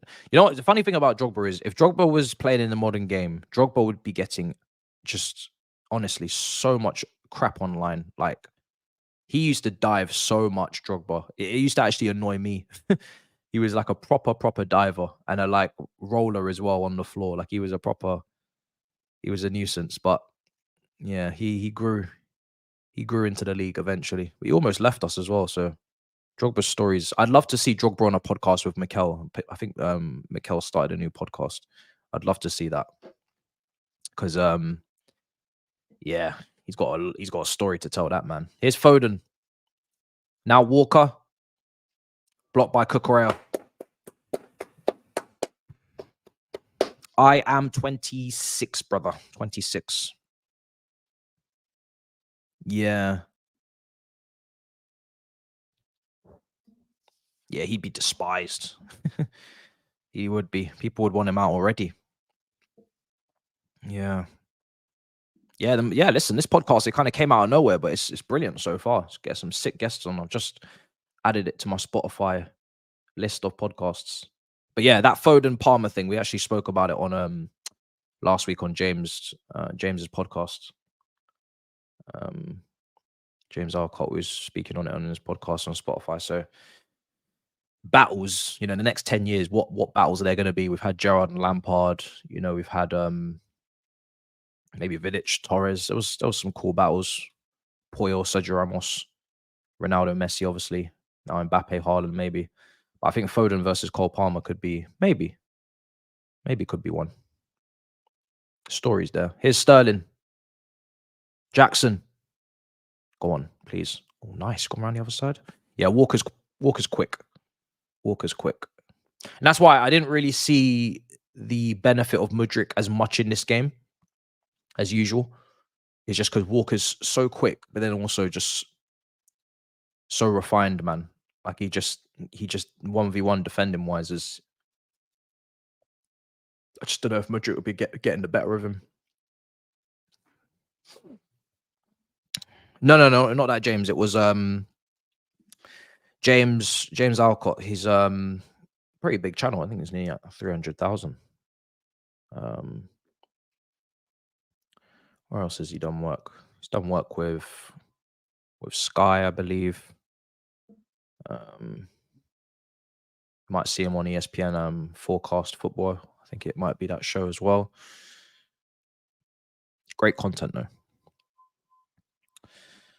Jackson tried it. Yeah, that was a learning curve for Jackson. To kick it and run past Walker is not the way. I remember when Fernando Torres first signed for Chelsea and he was going for a really barren run. Ripple effect. Yes, thank you. Ripple effect. I should have just given you the name of the podcast. But yeah, ripple effect. That's what I was on last week. Yeah, I remember when Fernando Torres first signed for us, and He was going through this really, really barren run. He was struggling to score. And it came in January, and I don't think he got his first goal until like, was it April? Against West Ham at home. And it was really rainy and windy and wet, and the ball was getting stuck in the mud. And I think his touch, the ball did get stuck in the mud. Then he had to kind of recover it, turn, swivel, and score. And that was honestly one of the most, I needed that goal so much because I was a massive Fernando Torres fan. But the point is, Fernando Torres, when he had no confidence, right? I'm not saying Jackson doesn't have any, because clearly he does. I think James was saying that this week, but Torres just used to kick and run past everyone. Oh my days. There was no hiding it. There was no like deceptive, thing about him. Torres would get the ball, kick it, and then run. Just kick it past the defender and run. That's all Fernando Torres used to do when he was at Chelsea for large parts. It's kind of frustrating, I'm not gonna lie. But yeah, his days at Liverpool were unbelievable. It's crazy. Hopefully Jackson isn't gonna do that. 6K away from 6K away from 300. Yeah, the ripple effect. Yeah. So yeah, 600. Yeah, so he's smashing it, man. His content is the quality of his content is literally, honestly, what I aspire to get to, that level of quality. With videos in particular. Obviously streams. I think streams we're doing pretty well. Watch alongs and whatnot. We have to keep bringing more watch alongs now after this international break. But yeah, videos. His video qualities are crazy, man. Video quality are crazy. Chelsea can get a stinky 1-0. Yeah. Not a goal down after 10 minutes. You cheeky bastard. man said not a goal down after 10 minutes. Listen, I told you lot, man, against the top teams, we're not gonna get slapped up. No, let me not say that. I should not have said that. I should not have said that. But we haven't been getting slapped up. We haven't. I should not have said that. I should have said haven't, not have. Yeah. Apologies.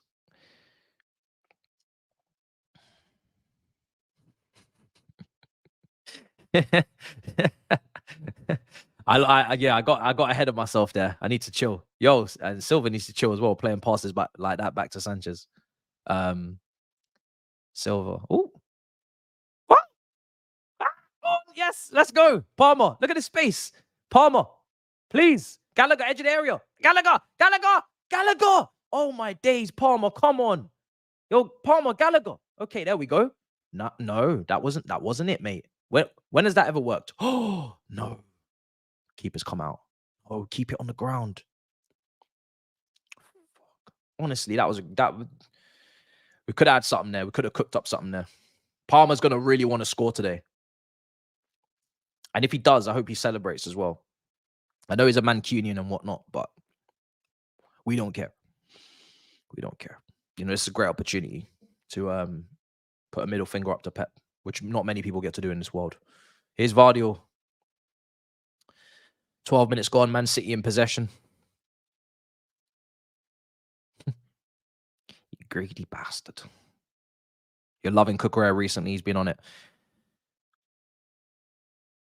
So if Cucurella, I mean, how comfortable are Chelsea fans with just having Cucurella and Chilwell compete? Obviously, Maatsen at this point, it just looks like he's going to get sold. Let's just come to terms with it. As much as I really like Maatsen, looks like he's just going to get sold.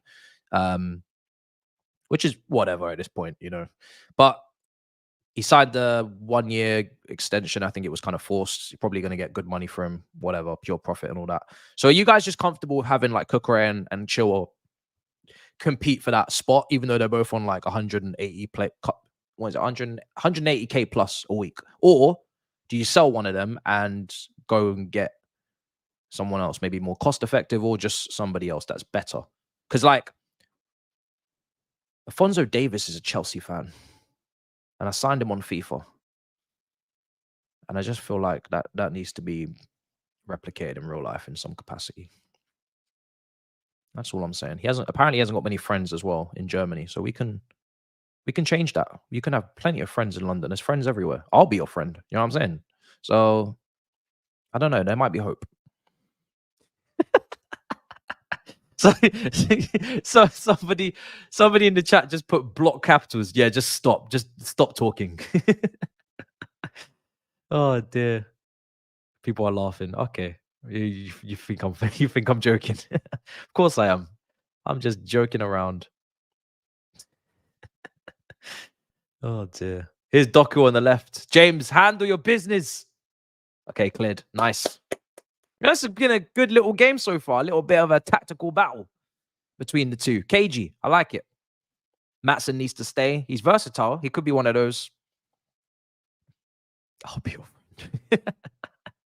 He could be one of those players that covers multiple positions, but he also is going to be one of those players that gives us pure profit on the books, and we need that. You know, we need that. We need that. I think they're gonna probably sell him. I'm not gonna lie, because there's always going to be young players coming through. You know, that maybe then just take a position that he's in, which is deep depth in the squad. So that kind of position is made for the players coming through the academy. If you're going to make it, you kind of got to be more important than that, or you're going to get cut adrift, especially with the amount of money we spent. I don't think about pure profit. I don't give a damn. It's just because we spent so much money, we need pure profit. I know that. You know, when you spend $1 billion, you need pure profit on the, to come back in. And then we obviously know that the players are amortized and everything like that, but pure profit just goes straight onto the balance sheet. It helps. It helps balance the books, especially with this stadium. We need extra little 20K capacity on this shit, as well. 100%. It's pissing me off. You've got all these clubs making all this money. It's a lovely place. I wish we could expand in this spot, but we really are financially capped in this stadium, man. It's mad that like the Stadium of Light, it will get more capacity than this. We need to fix that. So there's so many reasons as to why pure profit is important, as much as I wish it wasn't. A lot of problems there. And we don't have a sleeve sponsor.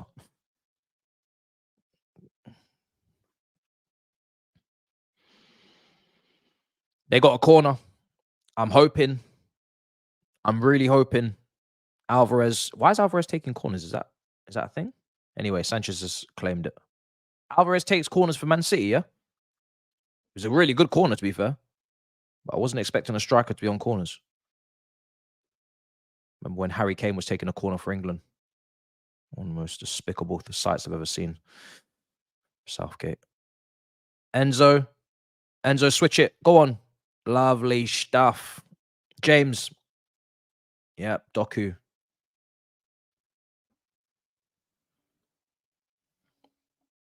Sanchez. And that would be our... every game, Sanchez will kick a ball out of play. That's my rhyme. That's my rhythm. Every game, Sanchez kicks a ball out of play. It's just customary at this point. So I'm glad we got it out of our system. That was his moment. Every game without fail. That's what will happen. Take that throw. Come on.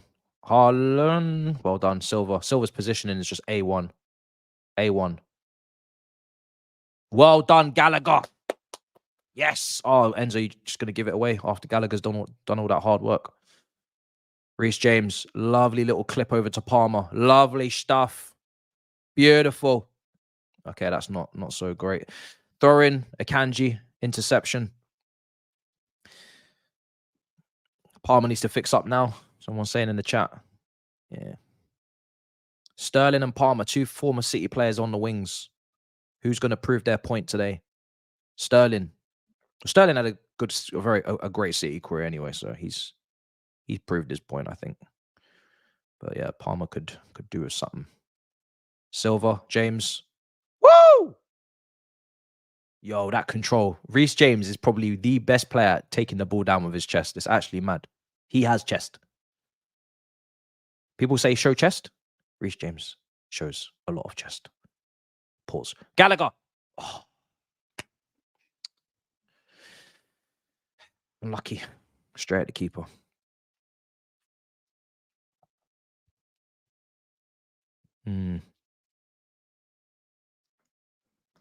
Haaland barely gets a kick of the ball.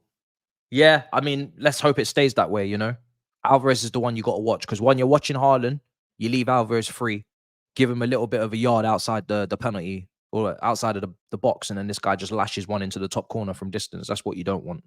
So, like I said, no disrespect to Haaland, but we've struggled more against Alvarez, and Alvarez concerns me maybe even more because, like, at least with Haaland, I know where he is.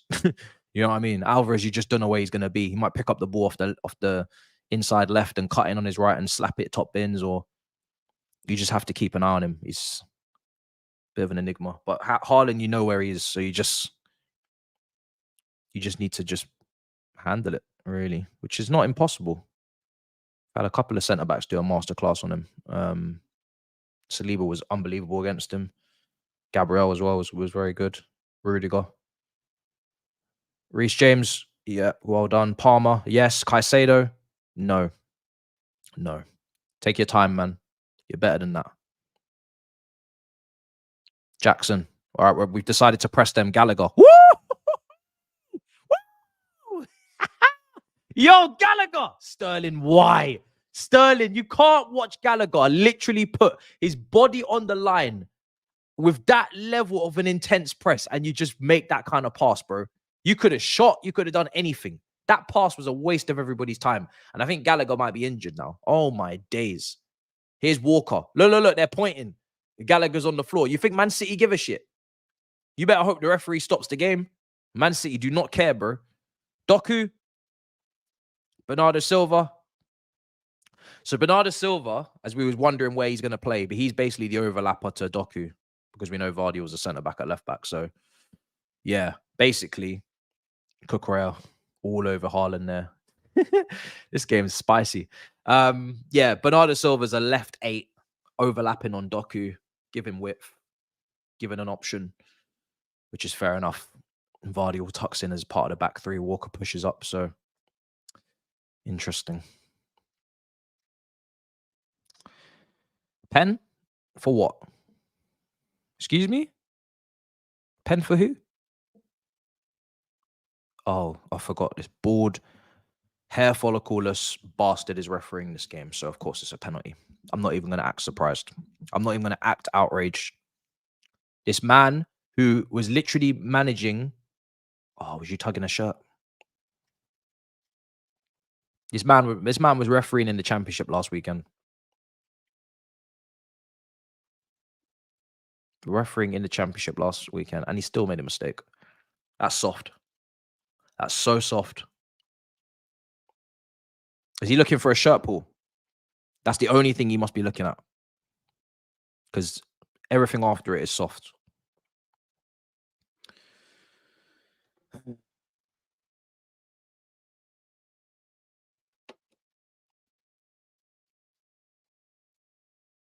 I need to see this again. Okay, I don't want to hear anything about the Doku, James, Caicedo. I don't want to hear anything about that. That's not a penalty. That's a coming together. So let's keep it moving. So now he's looking at Cucurella versus Haaland. Can we zoom in on that? Cucurella versus Haaland.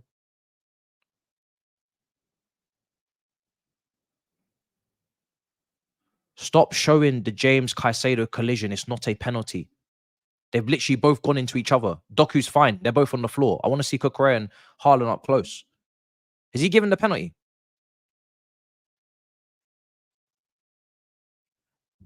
If he gives a penalty for that, relegate him, bruv. He should be in League One this weekend. I don't know why he's in the Premier League. What's the point of relegating a referee to the Championship, and then the next weekend you give him the biggest Premier League game of the weekend? What's the point? What are we doing here? Oh, you see that every fucking week in the Prem. Give it a rest. That's not a penalty. You see that every week. Oh my days. Ya Lord. So soft.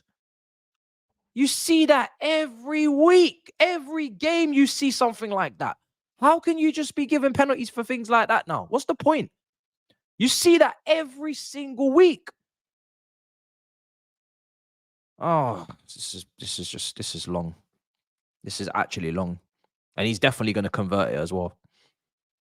So Haaland versus Sanchez. I don't know what Sanchez is like on penalties, but I'm not going to hold my breath. Anthony Taylor, bruv. I can't be asked. Anthony Taylor, bro. Anthony Taylor. So why even act surprised? Honestly, I'm pretty sure he's from Manchester anyway. He's a bastard. Why bother my ass? I don't even have emotion to this. Haaland, 1-0. There you go. Thanks, Anthony. Much appreciated, mate. Thanks, Anthony. Legend. Anthony Taylor, main man. The man, the myth, the legend, once again strikes. He's given a penalty for something that you will see every single Premier League match without fail, on every set piece, on every cross, on every single opportunity there is to defend somebody going up for a header. You will see that, and he's given away, and he's given it as a penalty. It's a joke. It's an absolute joke. So soft. Is this a maybe this is a non-contact sport? Maybe, I don't know. Maybe it's look. Do you know what's so funny about this? Cucurella grabs Haaland, right? Haaland then grabs Cucurella, holds him off, and says, and then Haaland just, as Haaland realizes that he's not going to get the header, he's not going to get there because Silva's in front and he's won the header, then he falls to the ground. It's just fucking ridiculous. Honestly. They're both grabbing each other. And then as Haarland realizes, so Haarland is stronger probably than Cucurella. He keeps him at arm's length distance. So he's got control of Cucurella. So Cucurella's not impeding Haarland, right? He's fucking massive in comparison to Cucurella. Cucurella's a fly on the wall in comparison to Haarland. He keeps him arm length, right? So they're both holding on to each other. Silva wins the header, clears, and then Haarland falls to the ground, trying to pretend like as if Cucurella's out-muscled him, and then he gets a penalty for it. Which this whole non-contact thing, I don't know. Maybe we need to do a different thing with this sport. Non-contact. We're doing non-contact now. Nobody touch anybody. Ridiculous. Absolutely ridiculous. If Silva's not there, Haarland gets to the header and he scores. I'm telling you. Like, Cucurella is not stopping Haarland from doing shit. It's really not. But yeah, whatever, man. Premier League's finished. These referees are absolutely, I don't know what's going on. Non-contact sport. This game, I understand that we can't play it how the old days with the flying in tackles and whatnot, but I mean, it's just become way too soft now. Become way too soft. Like, it's not even, I get protecting players from injury, but like, no one's getting injured in that scenario. I get the whole studs on the ankle thing. We've had a lot of that in the recent weeks. Gusto, and you've had the sending off in the Tottenham game, and Romero. You've had Rashford. Because, even though they're not intentional, you could still get an injury. So cool, there's a conversation. Nobody's getting injured there. It's just two fucking lads with their arms on each other trying to stop each other from. It's just ridiculous, man. It's fucking ridiculous. Honestly, it's like, what's the point? What's the point in playing football if you can't? If there's no physicality, like what is actually the point? There's no competitiveness to it. You just have to just stand there and let people do whatever they want.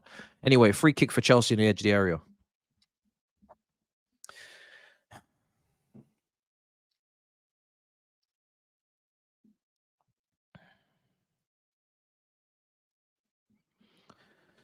Oh, dear.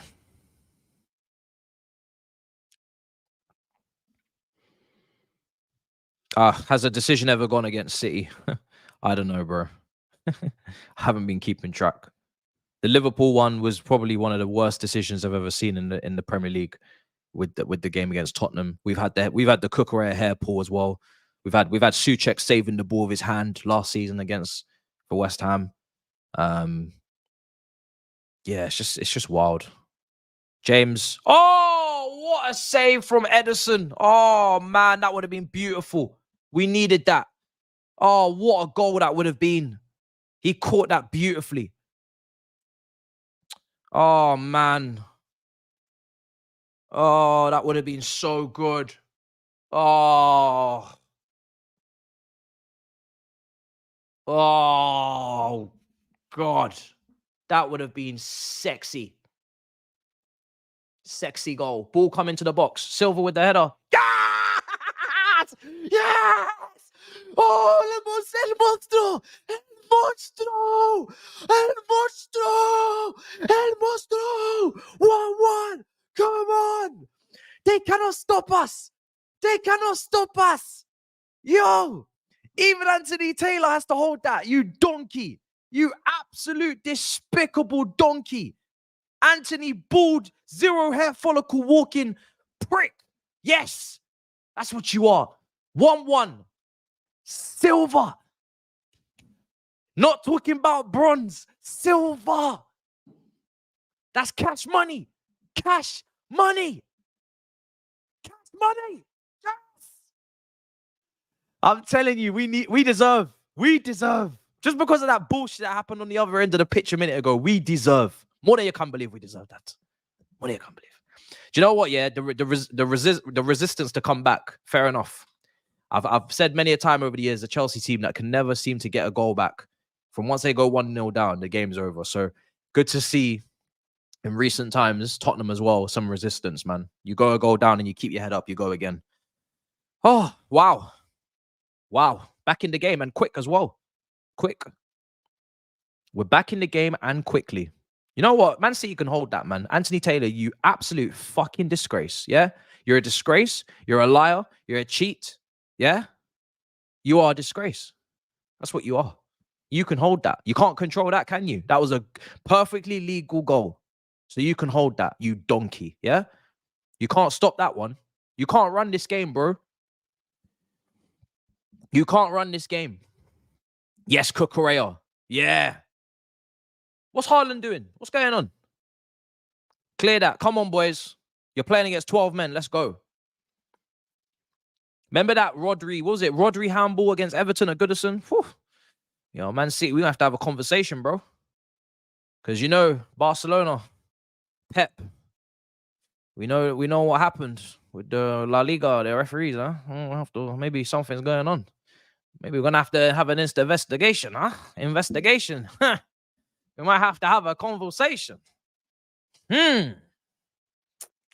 What's going on? Enzo. Yeah, Enzo's doing well, man. He's stuck in. He's getting stuck in. He's getting stuck in. That's what I've called for today, is some tenacity. I know he can pass, but you got to get stuck in today. It's going to be a long game. Is the crowd on it, yeah? Good. Bloody better be. Yeah, bro. I was just speaking about it. Anthony Taylor gives a dodgy decision a couple of weeks ago, finds his ass in the Championship, makes another mistake, and then finds himself back in the Premier League. Are you not meant to be in League One? You should be in Sky Bet League One. You should be refereeing Leyton Orient versus Exeter or something. Like, what are you actually doing here? Foden, that was brilliant play. Fair play. Woo! That was close. Sanchez needs to be claiming that, man. Like, what are you tripping up on yourself for? Brilliant play from Foden. I think he nutmegged. Yeah, he nutmegged Silver, I think. Brilliant. Clipped it in. Yeah, do better, man. Do better. Do better. See, that's what Foden's capable of. That's what Foden's capable of. What is Sanchez actually doing? Do you want to slap? You're crazy. Oh, my days. This guy just let the ball just float over him, you know. My God. My God. 1-1. Crazy. Yeah, man. Anthony Taylor. I don't know what he's doing. Man should be in Peterborough right now. Should be driving back from Peterborough. You know what I mean?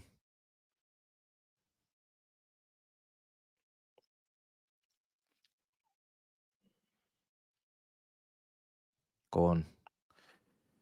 All right, so Rodri. Vardiel. Come on. Doku. Someone get out to him. Yo, Caicedo, my man. Yo, someone get out to Doku, please.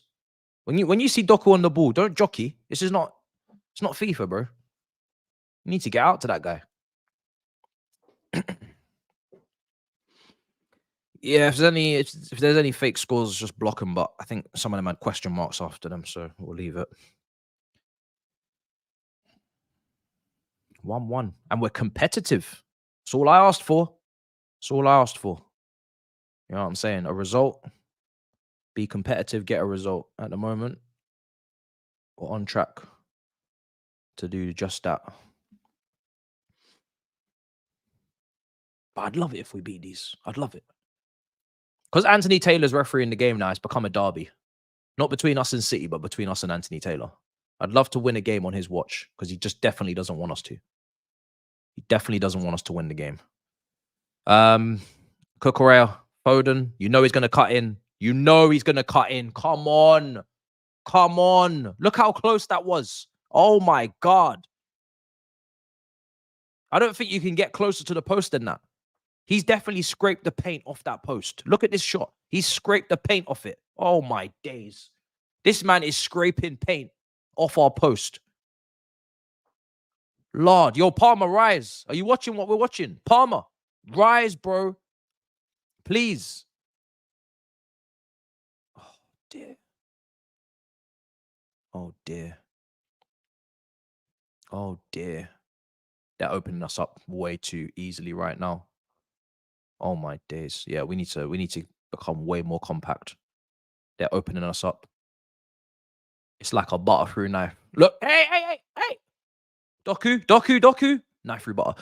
Clear. Nice. Yes. Jackson. Look, he's all on his own. He's all on his own. He's all on his own. Has he won that? Nice. He's won that. Oh, dear God. City have responded since the goal. Ball comes in. Yeah. It's a great header.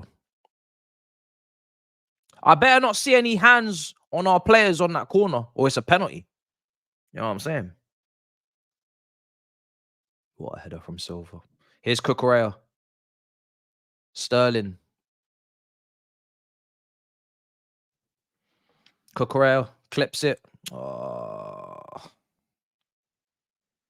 Ay.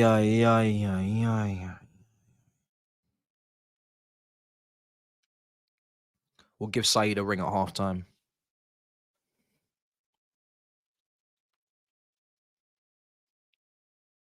Gallagher, get there. Oh. I don't know if I'm getting some sort of false sense of security, but we're actually like really in the game. Dare I say it? No, I'm not going to say it. We're in the game. I'll leave it at that. I'll leave it at that. I don't want to say, dare I say it, we can win, but we're in the game. Sanchez. I don't want to get too cheeky, you know. I feel like I need to be humbled right now. Palmer. Getting way too confident. Oh, James. Ah!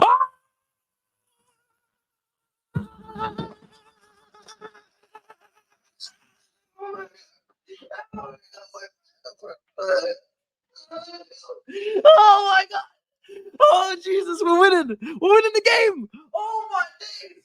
Oh my God. I need humbling. What's going on? What is happening at Stamford Bridge? Huh? What's happening at Stamford Bridge? We're winning the game. Oh my days. We're 2-1 up. Sterling with a tap in, just as he learned to do it at Manchester City all those years. Reece James, the provider. Man's providing for the family like a captain should. He's earning his bacon. Ay, Jesus. Oh my days. I think it's earning your bread. I don't listen. I'm discombobulated. We're actually winning the game. Oh my God. James with the ball in. Sterling at the back post. Man City made goal against Man City. That's the right back that they want. That's the winger they used to have. He's saying, Calma at the corner flag. Yo, celebrate that goal, Sterling, man. You should be shushing them. Yo, what a time to do it as well. What a time to do it. Oh, maybe we should play big teams all the time. Fuck these Nottingham Forests and Brentfords and Bournemouths and shit. We should just play 5-star teams on FIFA all the time, man. It's much more fun. Palmer, Caicedo. Don't you dare score again. I swear. Hey, Enzo. No. Enzo, I don't need a humbling that fast. What are you doing, brother? Foden. Alvarez. Oh, cleared. Get to halftime, please. Get to halftime. Should be 2-0. Yeah, you're damn right. But, you know, it is what it is. We'll take it. Anthony Taylor and all that. Here's Walker. Wow. What is happening at Stamford Bridge? Wow. I don't want to speak too soon, but I'm just going to enjoy it, you know? Let's just enjoy it, guys. Let's just enjoy it. What is going on? What is happening? I went with a draw. In good faith, I went with a draw. You know, 2-2 actually my prediction from Big Six. Here's Rodri. Wow. Walker. I'm just here to enjoy. I'm just enjoying. I don't mean no harm. I'm a fucking move mad if this happens. Nobody will be able to contain me. I will be unstoppable. What a way to go into the international break so far, man. What a way to go into the break. This is crazy. What a performance first half. Here's Enzo. I mean, it's just, I love the way the goal was manufactured because it was a long kick. Like, how often have we tried to play out from the back and to be all cute and pretty? You've got to have a range. You got to play it long when you need to, play it short when you can, but also have some variety. And the fact that we just went long and just got it cooking from there. Yo, and now we got another break. Reece James. Yo, where are we going with this? Sterling. Oh, Enzo, you can't shoot. But why are you shooting, bro? Enzo can't shoot, you know. You know he hasn't unlocked that trait. You know when you go to look at the traits on the profile, he hasn't unlocked it, but he still keeps he'll still shoot from distance, like it's nobody's business. Here's Cucurella, Enzo again. Oh my days! Hey! Wakey! Don't let that foot go on. Don't let that ball go under your foot, bro. Enzo again. Man's trying to unlock a trait that he doesn't have by force. He says, "I will be a long range shooter by force." He's not practiced it enough, but he's trying to force it. Yo, we're playing. Yo, tears in my eyes, bro. Tears in my eyes. We're playing the game. Tears in my eyes, bro. We're playing the game. Sterling. Oh my God, Sterling gone. So close. Oh, we're playing the game. Oh, we're playing the game. Oh, we're playing the game. Sterling. Cucurella's cooking. Enzo is igniting. Caicedo's not conceding.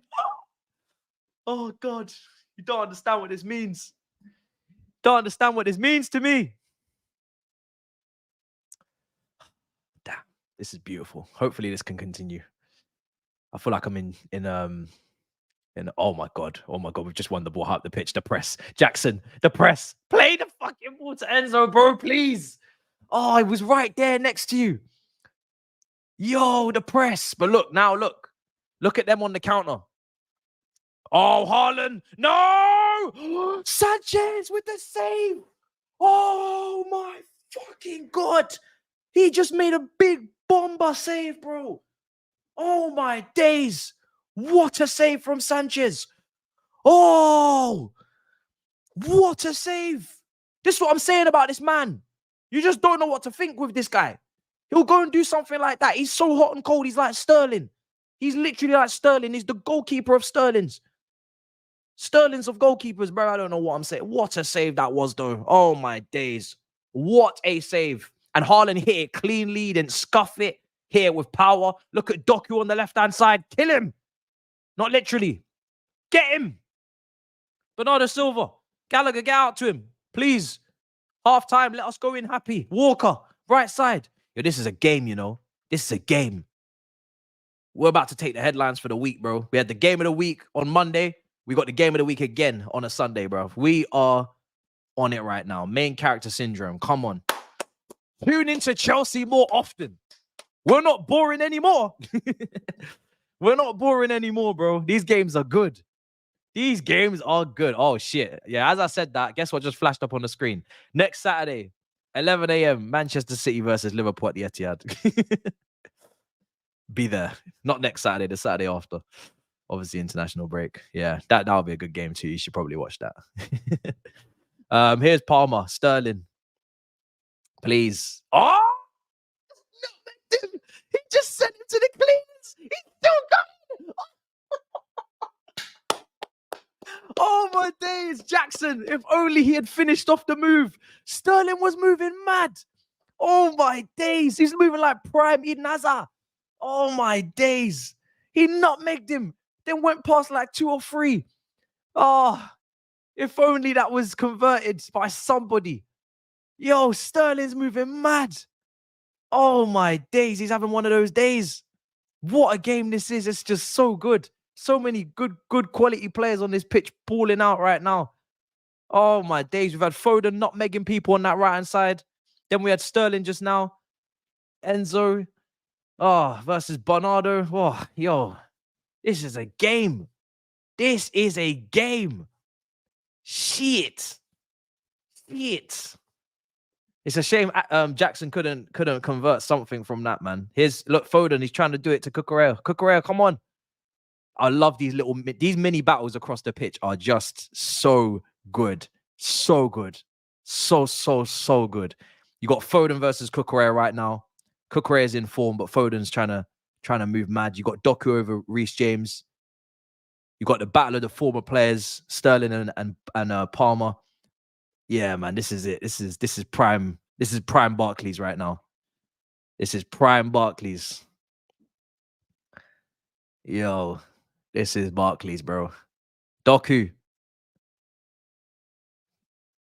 Palmer. Look, Doku versus Palmer, bruv. Ah, he got bodied. Shit. Ah! Yo, he got it. He got it in the end. He got it in the end. He won that back in the end. Oh my God. Prime Barclays, bro. You know, he almost could have given away a penalty. Corner for Man City. 6 minutes of injury time. Taken short. Bernardo. Clipped in. Header. Oh, fuck. It's a free header on a Kanji. Oh. How can nobody be marking this guy? Is it because the corner was taken short and you lot just decided to stop marking players? Oh, my days. To concede like that is just ridiculous. Look. Who's marking a Kanji? Wait, look. If I find someone who it's meant to be. Is it Silva? Who's meant to be marking this guy? Look. Oh, Silva. Silva, he's off the back of you, man. Come on. Oh, you can't give a free header away like that. Come on, man. Who's meant to be marking this guy? Free header. Oh, guys, man. Going into the break. What a game. But come on. This game is crazy, man. It's going to be one of those. Blockbuster. Well, we rise again. We have to go again. We have to go again. 2-2. That's an easy goal to concede. That's poor. Poor defending, man. They switched out short on the corner, clipped it back in. Nobody's near a Kanji. It's a free header. He's obviously going to score. Mad. Absolute madness. Pot should be pissed. Oh, Gallagher, be careful. Oh, fuck. Listen, Anthony Taylor would love to send a Chelsea player off, so do not spoil this game by getting yourself sent off, please. That's the only thing that could ruin this game right now is a red card, and we know they love giving those at the moment in the Prem. They be dishing out red cards. Seen more, bruv. Seen so many red cards in these games. Abysmal. Poor defending, man. Yeah. The first goal, listen, that's on Anthony, but the second goal is just poor, man. Look at this. First of all, nobody closes Bernardo Silva down quickly enough. That's the first thing. And the second thing is nobody's marking a Kanji. That's poor. That's a centre-back coming up from a corner. One of our centre-backs should be on them. It's either Disasi or Silva, and it looks like Silva. Come on, man. Poor. What's the part? You're marking oxygen, bro. Mark the players. Pick up your players, man. Anyway, 2-2. What a game. Getting two absolute... Well, the Arsenal game, unfortunately, was a madness as well. It's definitely entertaining for the neutral. Brentford was peak. We're getting a lot of spicy games in a row right now in this running. As expected, to be fair. 7 games, it's always going to be crazy. It's not gonna end anytime soon. Catching Brighton up soon. They're not in good form. We need to beat them. Newcastle's gonna be a madness. Man United. It's another madness as well. Ay. 2-2. Somebody must have went for a toilet break and then came back and seen the score. 6 minutes of injury time. We're about 3.5 minutes into that. We need to just Not concede again. Here's the Sassy. Gallagher. Sterling.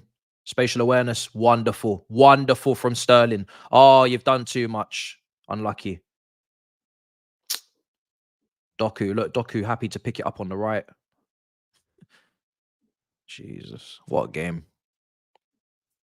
What a game. Yeah, man, we were playing well. I need halftime too. I need it too, bro. I see you. I need halftime as well. I need it as well. It's been an exhilarating first half. It's been crazy. Still, you know, at 2-2, we're playing really well. But do you know what it is? It's Poch. I don't want Poch to come away from another game where we've played well and we've lost. He needs to leave with something. Because right now he's going toe to toe with the best managers. Klopp got something out of the game, played better than them in the second half, should have beaten him. You know, Ange, all the hype, Ange hype, big Ange. You know what I'm saying, beat him. And that high line, I don't know what that was. Arteta should have beaten him as well. You know, so I want my manager to go and pick up all these little mini victories for himself, man. People can stop disrespecting him. Iceman.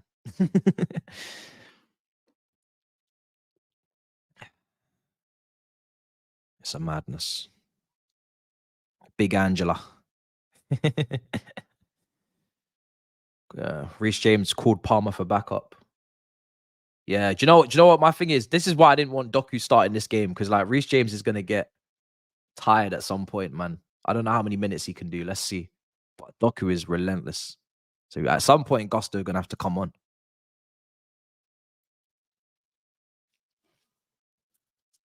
Is that half time? Not yet.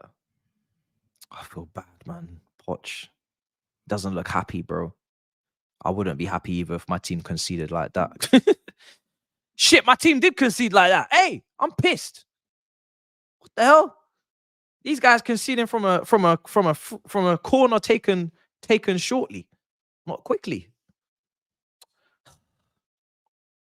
Ridiculous.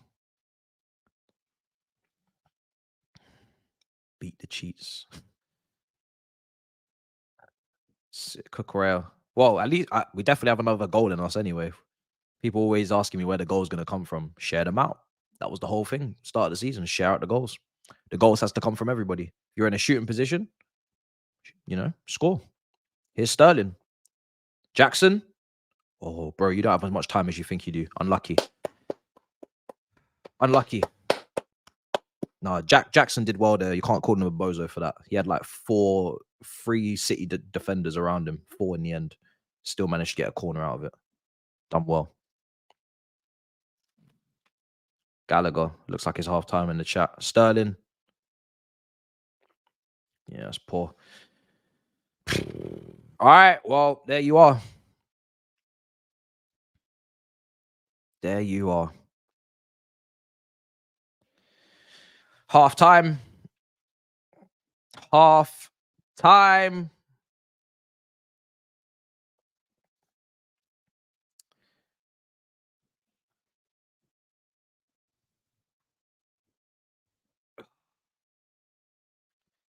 All right. I got a lot to unpackage there.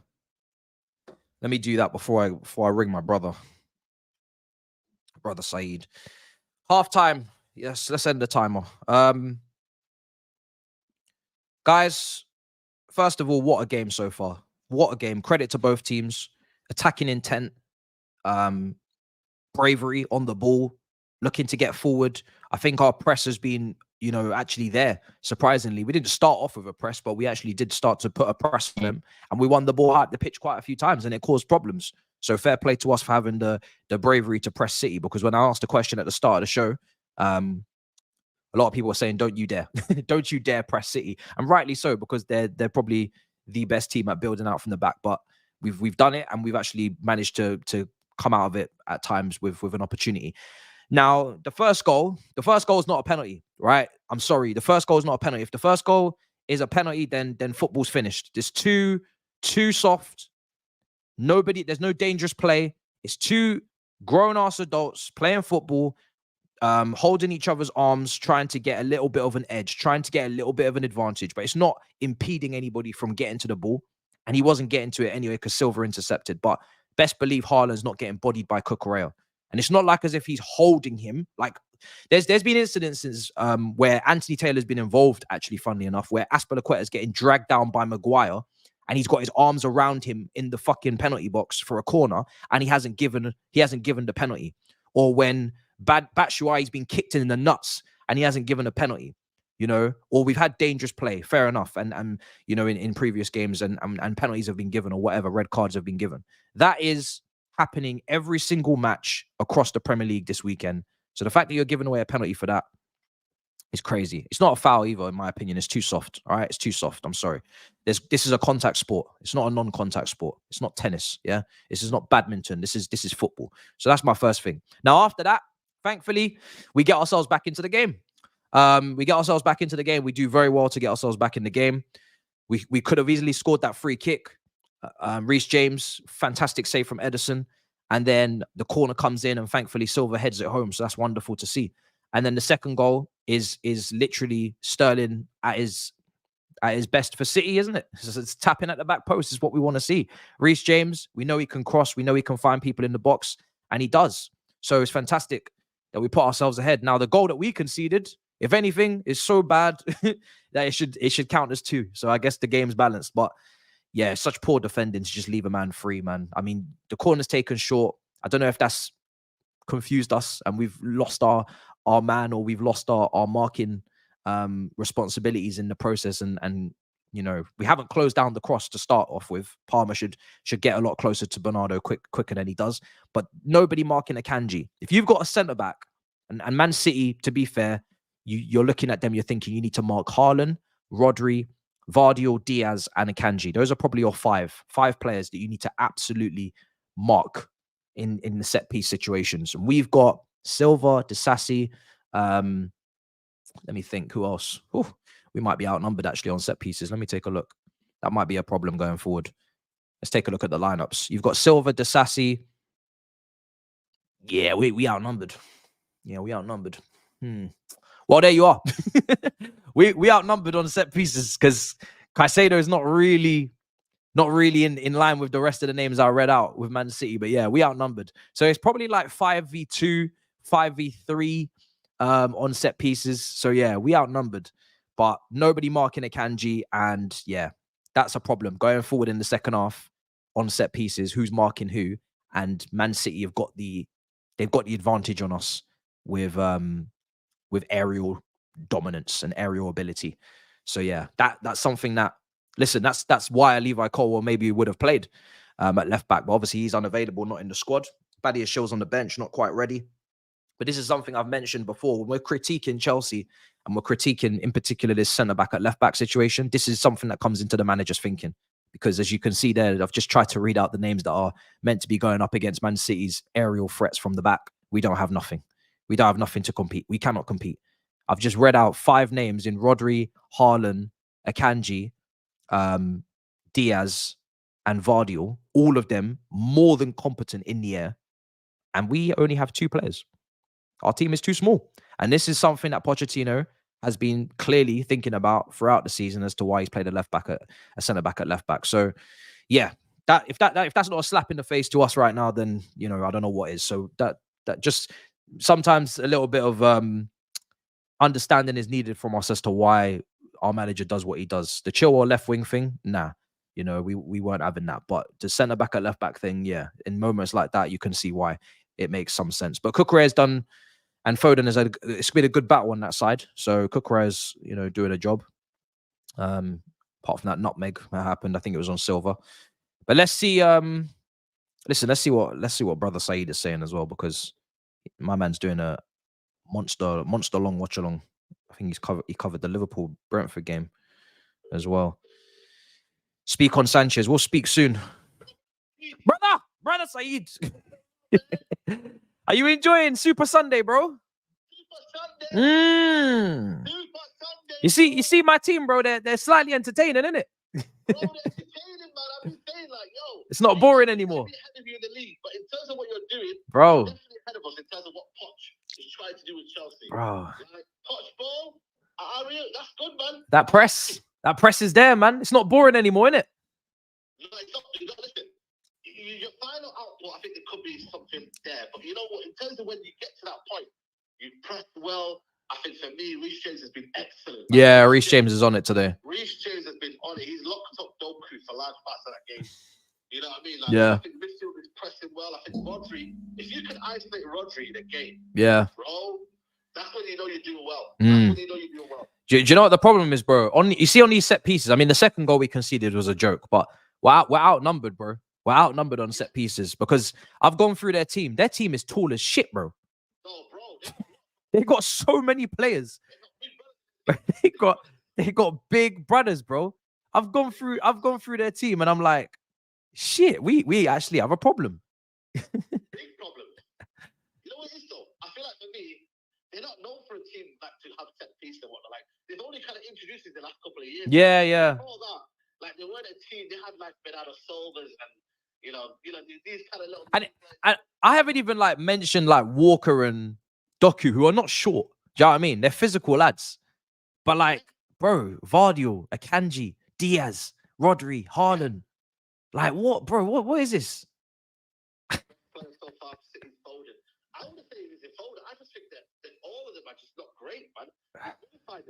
When you know Pep Guardiola's getting his notes out and he's actually looking a bit rattled, that's when you know Pochettino's done a job on him. You know, when he's getting his notebook out.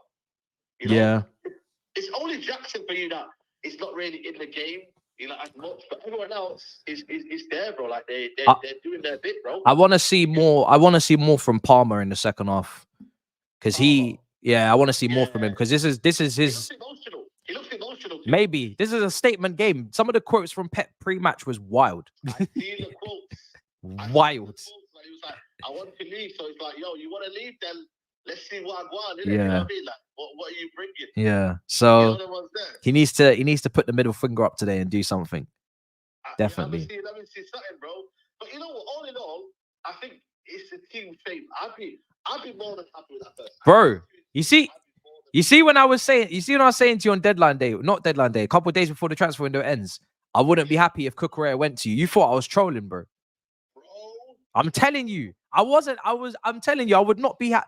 I was saying the only way I'm happy if Cucurella if he's going out on loan to like a team outside of England, fair enough. But he can't be going to Man United, bro. I'm telling you, he would have done a job. You know what it is with Cucurella, yeah? This remontada has been crazy because before it, Chelsea fans are like, he was playing awful before. I'm not gonna lie, but a club wants to kind of sell you or loan you out. I don't know. He's kind of almost said, you know what? I see this as violence, man. I'm gonna choose violence right now. I'm gonna take this personally. No, it's not a penalty at all, man. It's too soft. Like I get there's some sort of contact, but the thing is, yeah, it's a contact sport. This is not badminton. This is not tennis.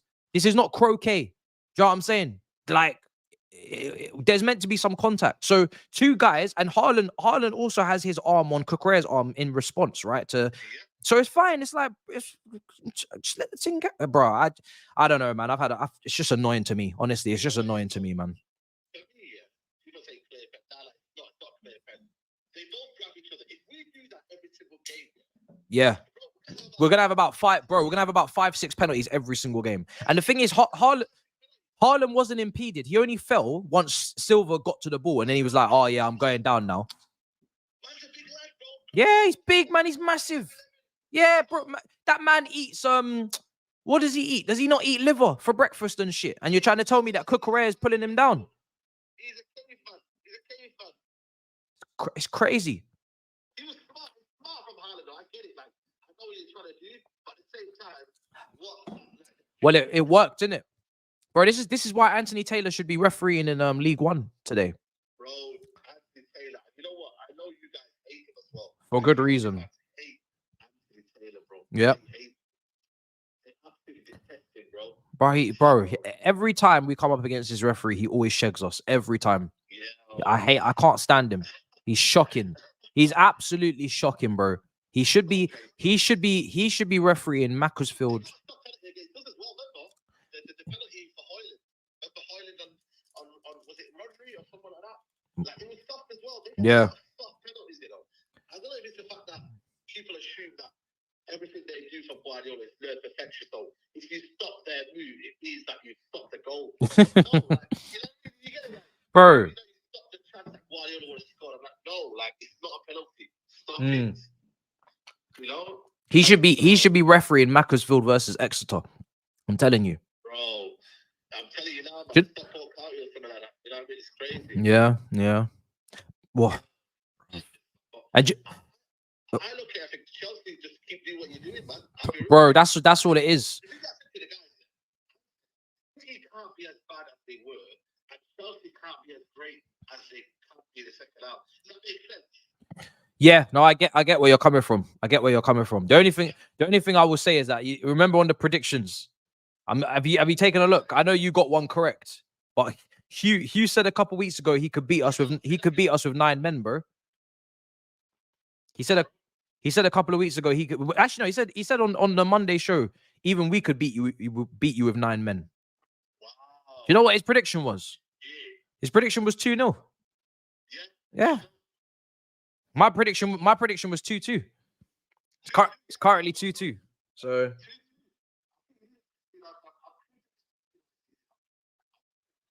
yeah, you did get one right. You did. You got You know what? Why did Man United have to fucking get 1 goal, bro? We was 1 goal away from a oh my days. Bro, we were so poor, man. We were like we didn't ever look like we were gonna score. I think Rashford should have scored, to be fair. But we're over, man. But can you not get another goal? I don't know. Like, I'm trying to think of now. Do Man City just lock up shop? They might even think of Cavani off, you know, because he did poor. Do you know what? People are saying it in my chat as well. There's a red card all over this game. I can smell it. Yeah, there's a red card in this game. And it's probably for us. Anthony Taylor will send one of our guys off. I can feel it. Oh. So you can't hold a man from behind in the box in the pen. Yeah, but there's context to it. They both were touching each other up, and then Haaland just kind of almost when he shot the 2 tugs, he was clever. He just jumped over it. Listen, it's that far to that thing. But at the same time, do you know what? I don't know why they keep replaying the Doku Caicedo James clash. That's not a penalty either. What was that? Nothing even happens there. That's crazy. No, nothing happens there. I'm sorry, but it's just so soft. It's so soft, bro. It's so soft. Yeah. Like what? Are we basically like stamping out all aggression in the game right now? Like it's just you may as well just on Football Manager. You may as well just remove the aggressive number. Just take it out. It's just, we can't use it no more. Yeah, you can't. You know, you're gonna do that for every single thing. We're gonna be here all day, then, aren't we? Let's be honest. So let's not do that. It's mad. It's mad. Anyway, brother, I'll let you go. Hopefully, this second half's as good as the first. Well, I hope so, man. I hope so. Oh dear. Love, brother. Big up, bro. In a bit. Big up. Yeah, I'm sorry, guys. That's soft, man. That's soft for me. Do you know what? Yeah, it's so soft that even if it was the other way around, I wouldn't even bat an eyelid. Like I wouldn't be screaming for a penalty for that. Genuinely, I just wouldn't. It's just one of those things that you just assume is part and parcel in the game. Like you're gonna get a little bit of. That's just like you just get a bit of that. You are gonna get a little bit of tugging, a bit of pushing and shoving. Like that is football. That is football, man. You wouldn't give a foul for that on the pitch. That's the funny thing. People say, "Oh, but you give a free kick for it on the pitch." No, you wouldn't. If that happened in the pitch, in the middle of the pitch, no one gives a free kick for that. No one even notices it because no one cares because it's not important. You just play on with the game. So you don't even give a free kick for something like that. It's just, nah, let me not go on, bruv. It's just, I just find it just soft, bruv. Beautiful game. It's going. Second half kicks off.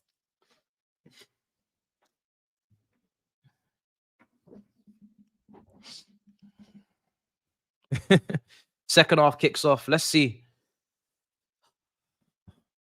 Imagine if this game ended like 4-4. Here's Sterling. Go on. Oh, free kick. Yeah. Yeah. That's a free kick. My days.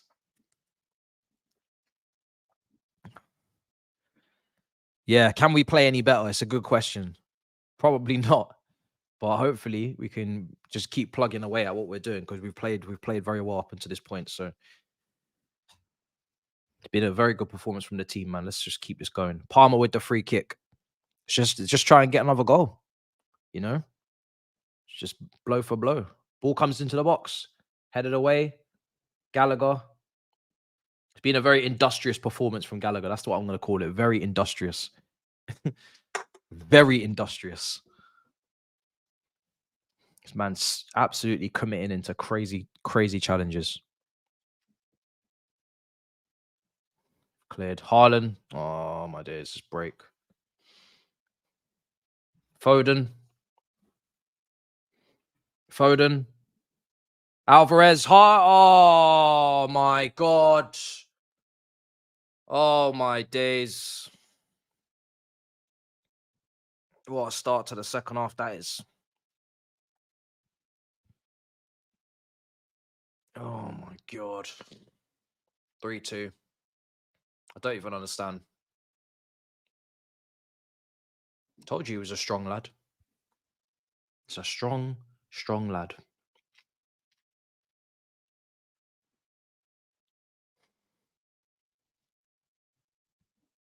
And I'm meant to believe Cucurella brought that man down. Look at him going up against the Sassy. Or was it James in the end? James. You can't let that ball go across, man. You cannot let that ball go across. Someone's got to cut that out. Somebody's got to get to that ball before it gets to Haaland. There's nothing else to defend. In that situation, there's nothing else to defend but that ball across the goal.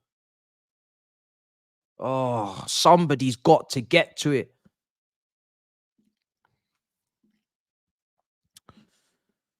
Oh, it started just as fiery as the first half. Just as fiery. Man scored with his backside, bruv.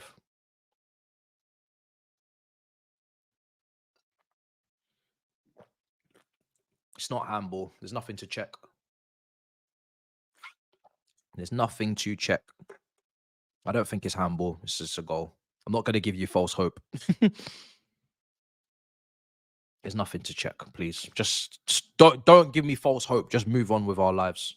There's nothing to check. These men are checking. Did the ball hit his hand after it already crossed the line, man? Allow it. It's a goal, bro. Just hurry up and kick on with the game.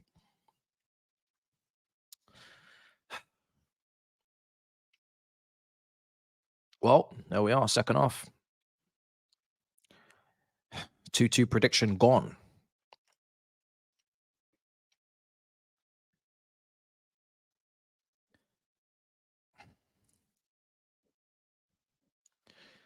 Well, we bounced back after getting a goal down, so all is not lost. Just have to go again. We must rise.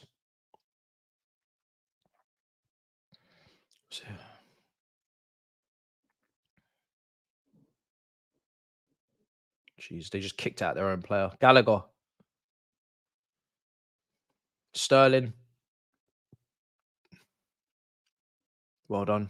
Come on. Go on, Sterling. Come on. Cook him. Cook him. Oh, good ball, Palmer. Oh, unlucky. Oh, almost. So close. Sterling did brilliantly, man.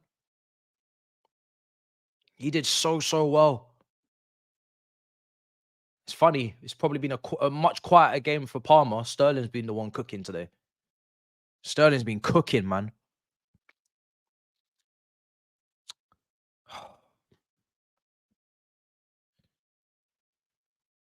Yeah, so if anything, it's Palmer that needs to get himself into the game. Here's Edison. Maybe Pep's quotes. He knows him well. He probably done it on purpose. He's got into his head, maybe. I don't know. Here's Bernardo. Oh, Caicedo. Oh, unlucky. Come on, guys. Loose touch. Come on. It's not over yet.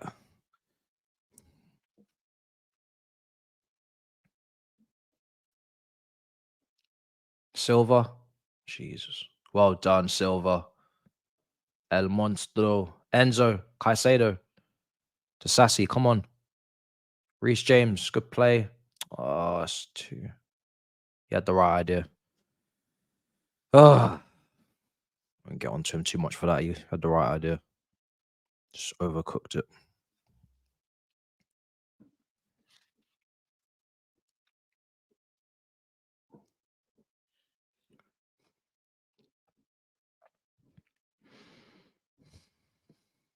Sterling doesn't need a raise, bro. He's making more than enough. Man said Sterling needs a raise. Do you know what? Do you know what he's making? Do you know how much money he's on? Here's Rodri. Oh my days. God damn. Why? It's so early on in the second half, man. So early on. It's just kicked the crap out of us going into the second half to concede that early. Here's Doku. Doku's going to cut in. He's going to play it. Bernardo crosses it in, headed away again. Rodri. Shot. Oh, big save from Sanchez. Alvarez, you cannot get that guy shooting from there, man. My days, just fell to him. Alvarez from that position usually does not end well. As long as we're a goal down, we're in the game. If we go 2 goals down, it's a different convo. We just need to... Oh, my days, we're just giving it away again. Free kick. Oh, this is starting to go very left. This is starting to go very, very left.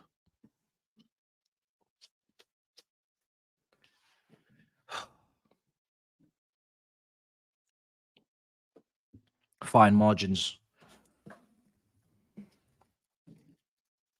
It's Haaland versus Jackson today.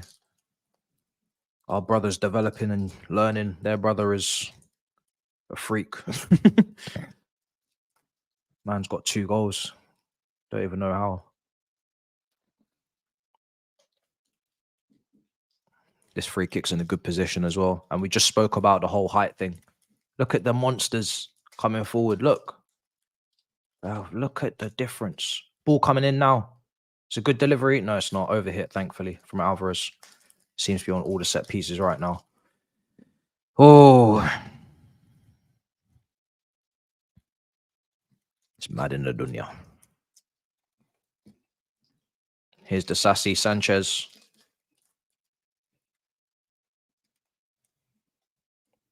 Silva. Cucurella. Nice. Good one too. Go on, Cucurella. Unlucky. Palmer. A lot of people are going at Enzo in the chat. I'm not really seeing it. The only person I want to see more of is Palmer. Here's Gallagher. Sterling. I think everybody else is contributing. Gallagher.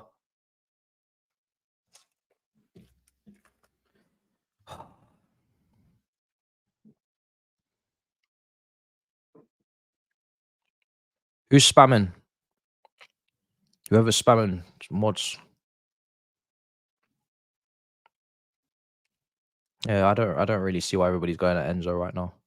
Seems like just an easy thing to do. Like I said, the only person I think we need to see more of is Palmer. I haven't really seen enough. Everybody else is contributing.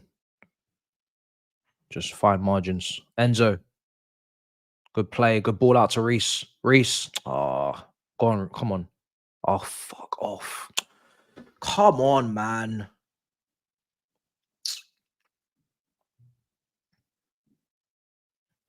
Oh.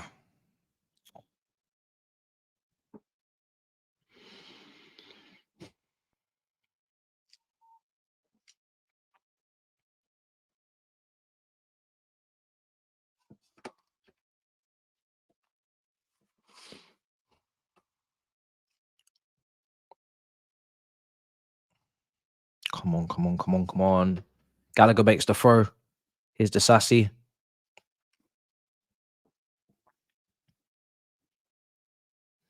Here's Palmer. Switching it out to Sterling. Good touch. Oh, Foden. Cucurella. Sterling. Cucurella. Oh my days.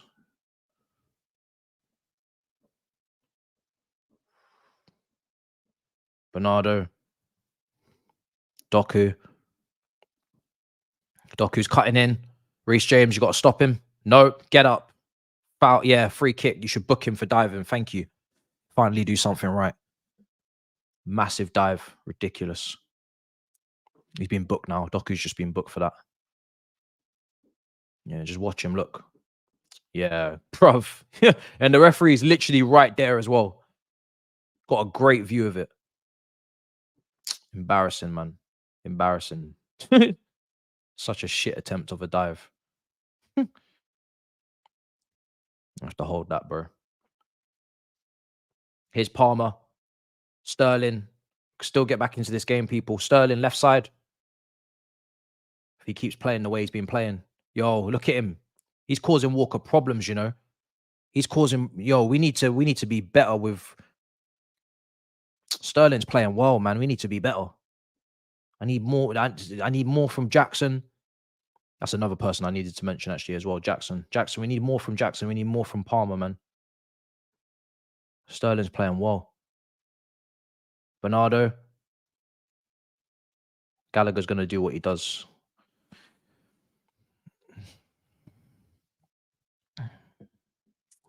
$57 minutes gone. Oh. Cucurella's come flying in. Not got it. Now Man City on the break. Haaland, Doku. Oh, my days. Yeah, Disasi, you better get out to him quick. What a save from Sanchez. My days. Listen, it was almost over. Haaland, a.k.a. Huggies and Pro Club. Pro Club, same baller. My days. Thought you were talking about Huey, you mean? I think you mean Huey. Man City getting dodgy decisions in their favour. Call me surprised. Arteta was right about the refs.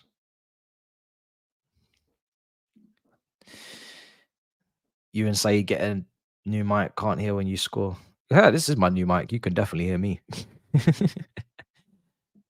Nah, to be fair, Disasi versus Doku 1v1. It's always going to be a peak day.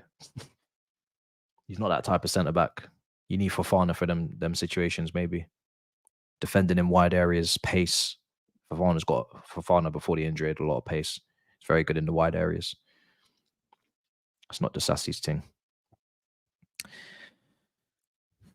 Doku's coming off for Grealish. I'm all right with that. Because, you know, we might just start to be getting a bit tired now, tiring out. But yeah, listen, Grealish could still play, man, could play well, could still contribute. So I know Doku's the flavor of the month, but Grealish is still a problem. It's different type of problem.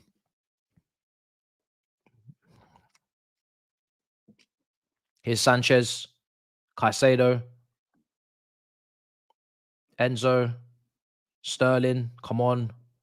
Sterling up against Walker again. Oh, he's just nutmeg Rodri. Oh, jeez. Listen, Sterling's cooking. We need to get that ball out to him and get him support, man. Sterling is cooking. Oh, my days. If we're going to get back in this game, Sterling is the one, bruv, right now. He's on it. Oh, my days. Yo. This is why he's actually so crazy, because he'll go and play like this now, but next game will Palmer? Oh my God. If he had finished, if Palmer had just finished that chance, oh my days, bro, your name could have been in the lights, bro. Your name could have been in the lights. Oh, Palmer, man. You just had to finish that chance. I don't know what he should have done better, to be honest. Maybe, I don't know if he could have gone around the keeper. It was all just going on so quickly. To be honest, he did as good as he could have. Oh, if he had scored that, man. Oh, man. I think Caicedo just came crashing in with the craziest challenge you'll ever see. Yeah, that's probably a booking. Oh, that's so unlucky, man. That could have been a great goal. Caicedo's been booked, yeah. Fair enough. I need to get some sugar into my system. Oh, my God. Grealish. Foden.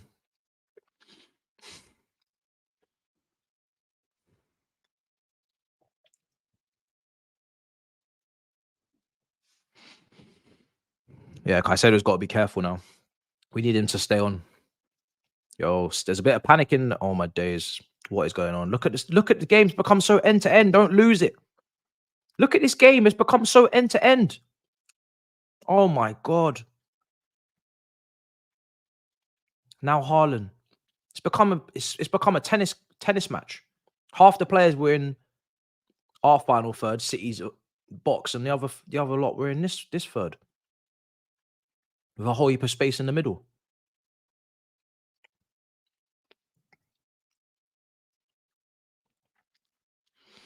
"61 minutes. If we can just be a goal behind, we can get something out of this game. Just cannot afford to concede again." Here's Grealish.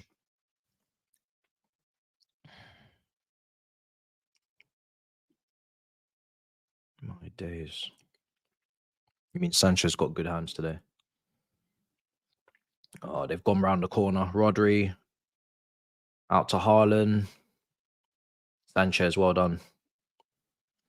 This game's crazy, man. This game is crazy.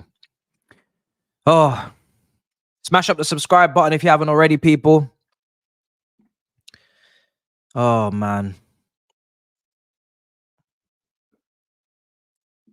Smash it up.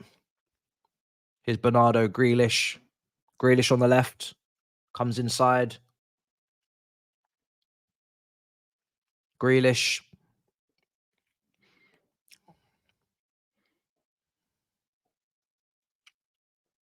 Now Bernardo Silva. Here's a Kanji.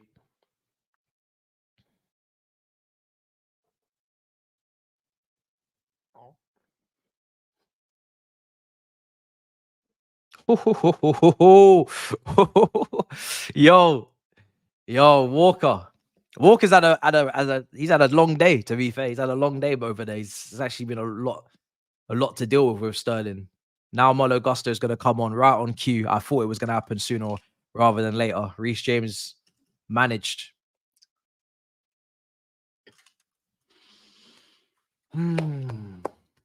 Oh, Enzo's coming off. Fair enough.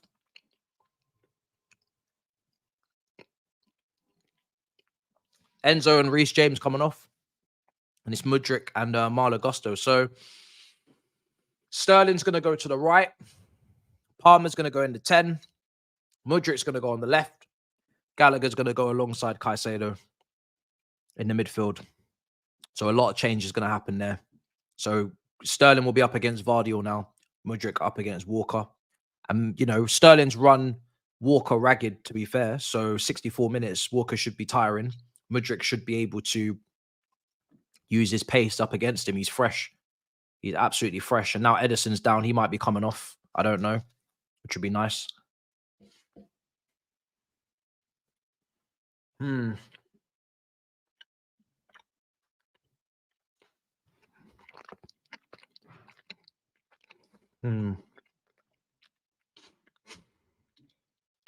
We don't want any injuries.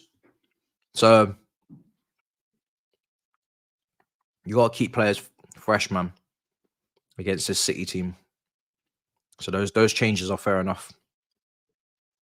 And to be honest, even though I don't like Gallagher as deep, I don't think Leslie Okachoku is ready to come into this kind of game. Especially in possession. If he gets pressed, bad shit might happen as well. So I have the same concern with Gallagher, but it's not worth a sub right now. So we have to make do. This is the kind of game where you'd love to have a Lavia on the bench to bring on for Enzo. I think Lavia in that position next to Caicedo is literally perfect. Him and Caicedo just behind Cole Palmer, whoever is in the 10 in Cuckoo, perfect. In a position in a moment like this, that's the perfect sub to have Lavia in your back pocket, but we don't have it right now.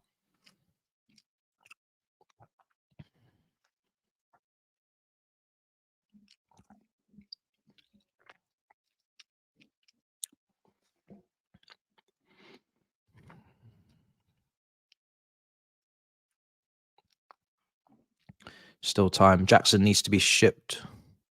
Guy's a donkey. Says L9. What? What?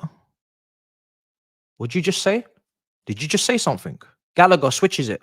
Out left. Here's Mudryk. What's this super chat saying? Mudryk, left wing. Let me leave that on screen. Caicedo.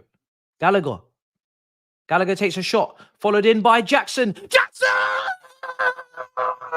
Fuck you! Fuck you, old lads. What are you talking about? What are you talking about? What are you talking about? What are you talking about? What are you talking about now? Fuck you! Fuck you! Fuck you! That's what I'm talking about. Where's Vlahovic?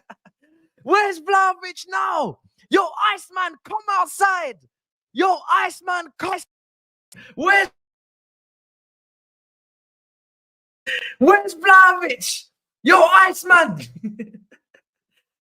No, it's not offside, is it? Don't play with me. This better not be offside. He shoots. Nah, he's onside. He's onside. He's onside. Well onside. Well onside. Not even a conversation. Well onside. 3-3. 3-3. It's not even a conversation of Jackson being offside. I'm sorry. It's not even a conversation. It's much like the Hairline handball. Handball. Not a handball. Not a conversation. 3-3. It's a goal, Lasso. Followed it in. And this is why I want us to take shots from outside the box, because that can happen. But if people don't take shots, then you can't get those type of goals. That's not a handball either. I'm sorry. It's too close. If you do not, it's not going towards goal either. If you do not, it's not a penalty. Nice try. If you do not take shots from outside the box and you do not try to shoot from range and force the keeper to make saves, he'll never make mistakes, or the shot will never be parried into your striker or into your players following up. So Hairline will cleared away again. Saved. Come on, we move. It's not a penalty. Keep it moving. It's not a penalty. Bernardo Silva looked to chip it in. It hit Desassi's head, not his hand. It's not a penalty. His hand was up in the air, but it didn't hit his hand, hit his head. So we move. Not a penalty.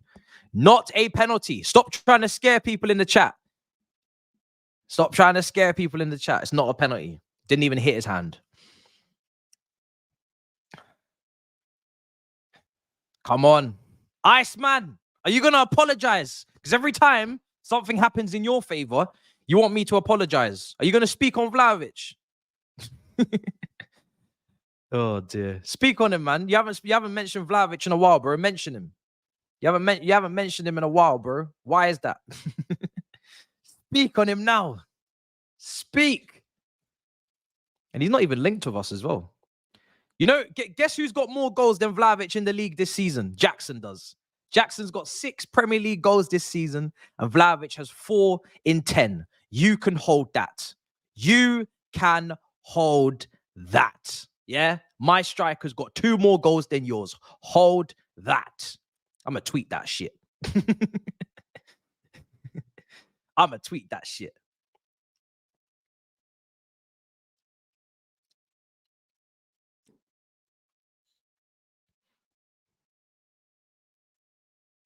I'm going to tweet that.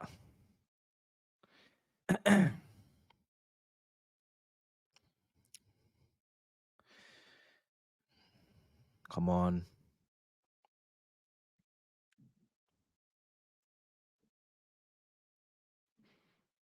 Come on, right-hand side, Gusto. Right-hand side. Come on.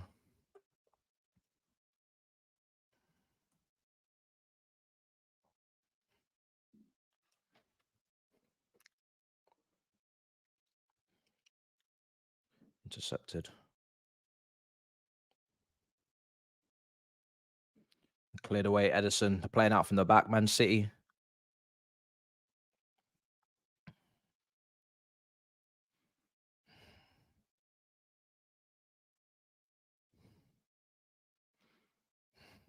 I'm gonna have to tweet that, yeah? So I'm gonna have to hold that. Tell Vlahovic to rise, bro. Corner for City. Nah, shut up. You can shut it, mate. Yeah, I've had enough of you. You haven't stopped chatting about Vlahovic for months on end. Now you're not talking anymore. Nah, Jackson already scored. Cash money. He already scored. What now? What now?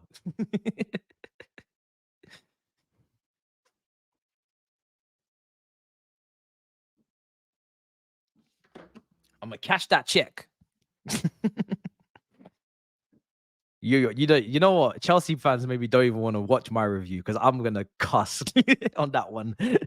Can we talk about Gallagher being your best midfielder, or are Chelsea fans gonna keep running their agenda? I'm not gonna lie, that kind of ended a while ago. Chelsea fans been giving Gallagher his praise. He's been playing well, very well recently, very well this season. We listen, as long as he's playing well, I don't think anybody's gonna have a problem. Do you know what I mean? There shouldn't be any agenda. People just want what's best for the team. And I said it going up into these games.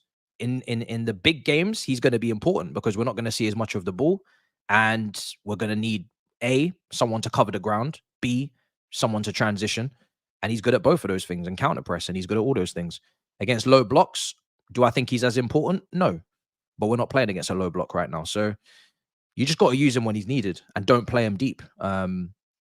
And play him a bit further forward, which Poch finally started doing. Stop playing Enzo in the 10 and playing Gallagher as a 6. And it's great. So, yeah, man, I think everybody's happy with Gallagher right now. How do we not lose this? Thoughts? Don't concede again. Don't concede again, and we cannot lose. No, but in all seriousness, to be honest, I don't think I'd make any changes apart from maybe Badiashile. I'd say Badiashile could come on and help us. I wouldn't bring on Leslie Okochoku in this situation, to be quite honest with you. I'd have to leave it how it is in the midfield with Caicedo, Gallagher, and Palmer. And yeah, I think Badiashile could come on, but I'm not sure for who. Correa, nah. I mean, if you're absolutely parking the bus, you could just go to a back five and play 3-4-3 maybe. So you could take off an attacker and bring on Badiashile. That's if you're parking it, that's probably the only other option you could do. Then you've got Disasi, Silva, and Badiashile as a 3, Cucurella and Gusto as your fullbacks, Gallagher and Caicedo in front of them, and then you've got Sterling, Mudryk, and Jackson on the break. You take off Palmer. That's probably what I'm looking at. I'd probably say Palmer comes off for Badiashile. That's what I'd say. That's the best answer I can give you. So yeah, that's probably maybe the best idea for that. But yeah, you need that pace on the break, so you leave Mudryk on, and I mean, he just come on. You leave Sterling on. Sorry. Here's Palmer. Here's Gallagher. So yeah, 3-4-3 if you want to park it. But we'll see what Poch does. I think 15 minutes. I don't think parking it's a good idea right now. Try and see if you can score a fourth, take the lead, and then if you're in the lead, then you can park it. But until then, no point. Here's Disasi. Here's Gusto. Palmer. Gusto. Sterling. Oh. Here's Rodri. Intercepted. Sterling. Go on. Sterling. Gusto. If that was Reece James. It's 4. I'm telling you. Love Gusto, but if that's Reece James, Reece James can finish. Oh, Reece James can finish, man. If that's Reece James, that's 4. That's 4 for us right now. Oh, my days. What an opportunity. Oh, what a chance for Malo Gusto. Oh, why didn't he take it with his right? It was on his right side. Shit. What an opportunity that was.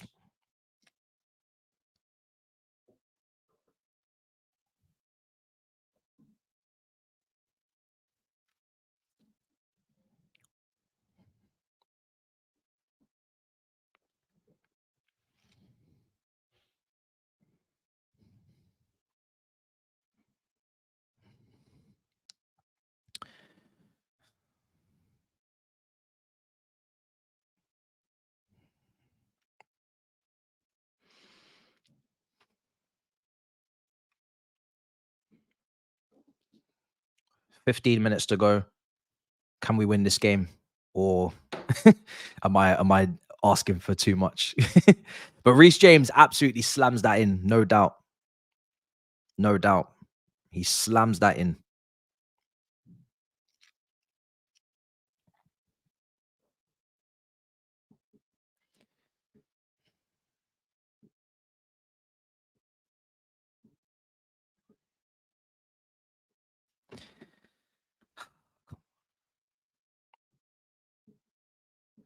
So is there another sub? I think Cover's coming on for Man City. I think Kovacic is coming on. Maybe for Bernardo or Foden or whoever's on. Oh, this is crazy. What a game. And I said, listen, as long as we stay a goal down, we can get the equalizer. We can come back into the game. As long as we didn't go down by 2 goals, we're still in the game. We fought back from 1-0. There's no reason why we couldn't fight back from 3-2.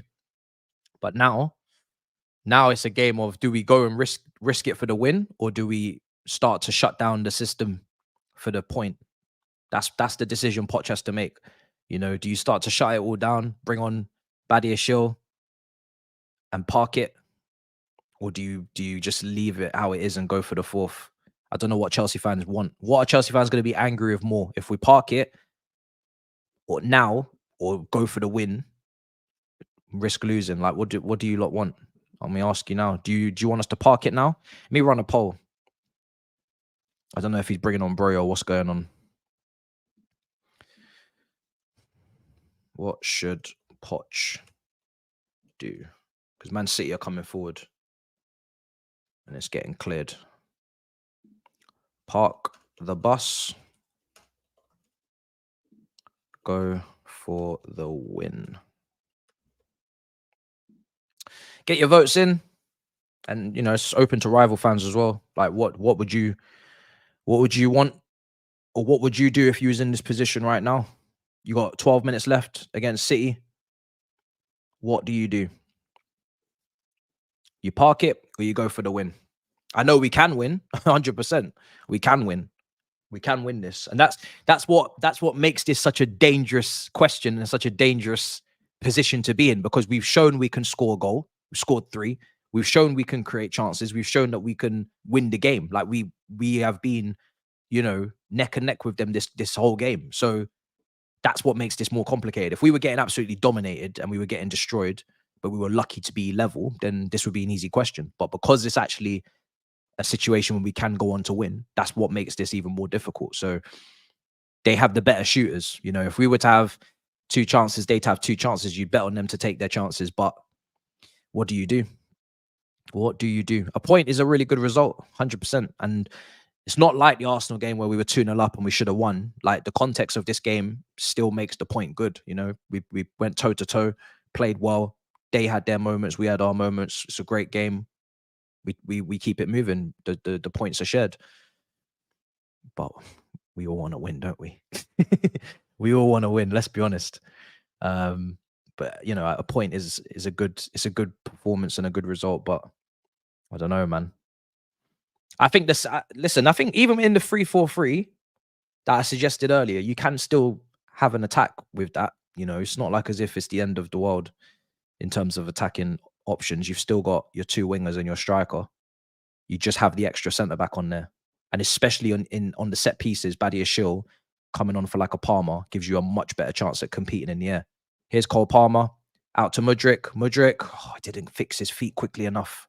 Gallagher shot from distance, well over the bar. Yeah, like if you bring on a Badiashile every time they get a set piece now, that's an extra man to handle all of their centre backs coming forward. Suddenly in the air, we actually look a bit competent versus them. Mudryk off the bench, yeah, it's not as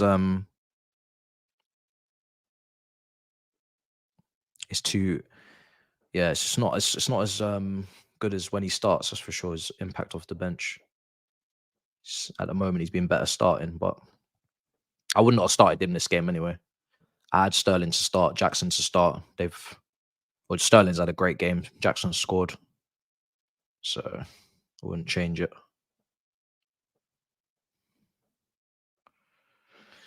Here's Rodri.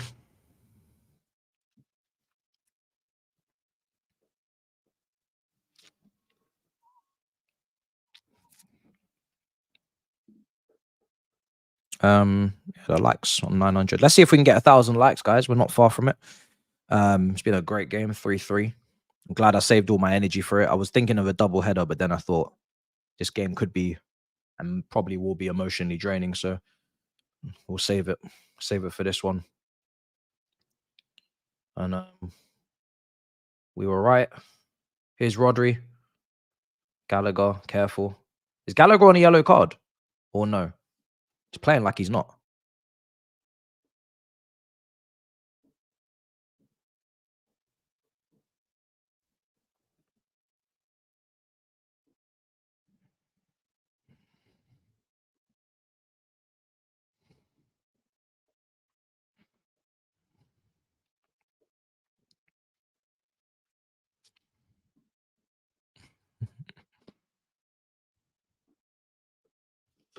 Eight minutes left.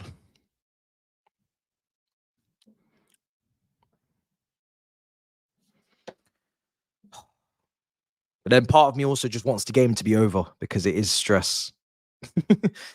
And a point is not a bad result, even though the table needs a win, to be honest. We can't punish a City performance from what we did elsewhere. We just have to understand in isolation, this is a good point, not necessarily for the table. But right now we are in 10th. If we win the game, we go up to 9th, 1 point behind Brighton. It's not really even, regardless, it's still shite. both positions are still dead. So yeah.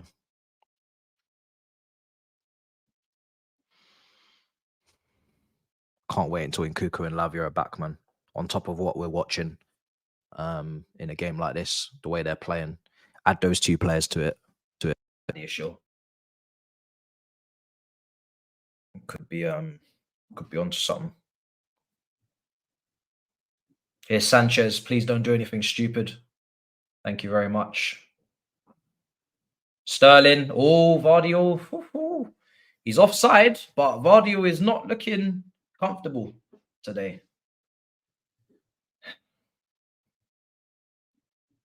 Let me see what the poll's saying. This is Barclays. What? 79% of you are saying go for the win. Wow. I wonder if any of you are changing your mind as the game goes on. They seem to be getting a bit stronger. How dare you help Arsenal? I'll take I think everybody, when I asked the question, they were like, we can win this. But now, like 5 minutes has passed, you're like, I'll take the draw. It all depends on the way the game is being played. And right now, it feels more like take the draw, innit? Because the last 5 minutes haven't really been all that fun. The option's there, man. Honestly, the option's there. Go to a 3-4-3. You've got Badiashile right there on the bench. And there you go. Akanji's getting far forward now. I wouldn't mind it. 5 minutes to go, to be honest. I wouldn't mind it. Here's cover.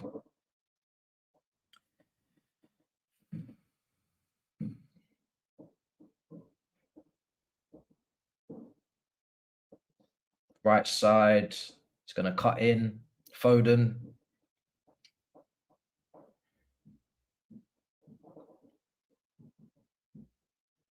Bernardo. Cover. Hairline. Cover. Shot blocked. Shot again. Deflected.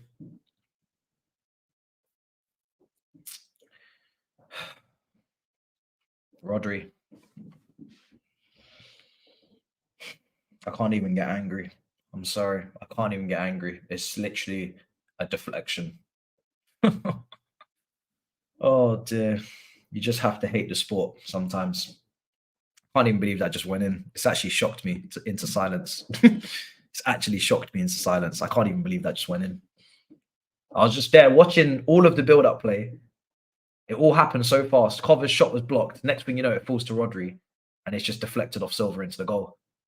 And I'm just like, how? Stuck a leg out, and that was it. That was all it was. One leg. And Sanchez probably saves that as well.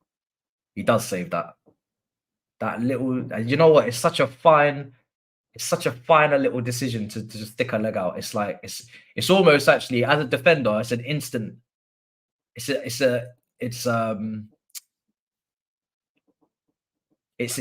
instinctive, sorry, to just throw a leg out because you are a defender and it's your responsibility to try and block it, right? But he should not have stuck a leg out because he should have just left it. If he left it, he probably would have saved it. He probably would have saved it, but it was an instinctive decision. It's literally just cost us the game. That's it. That's mad. That is mad. Football. Can't even say we bottled it either because it's not like as if the whole team's collapsed mentally. It's just one leg has been stuck out and that's that.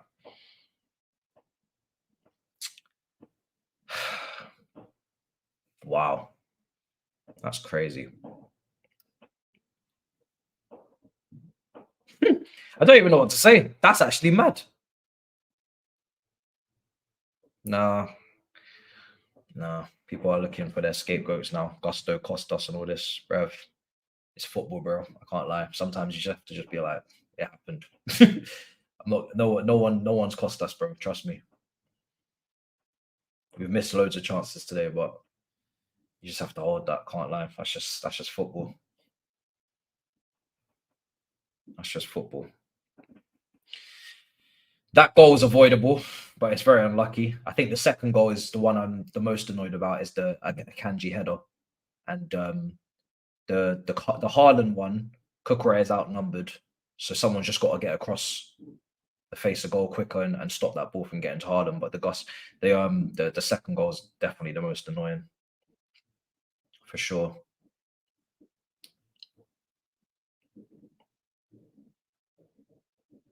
Nah, Big Steve's not going to go mad. Don't have to deal with Big Steve. He's not shameless.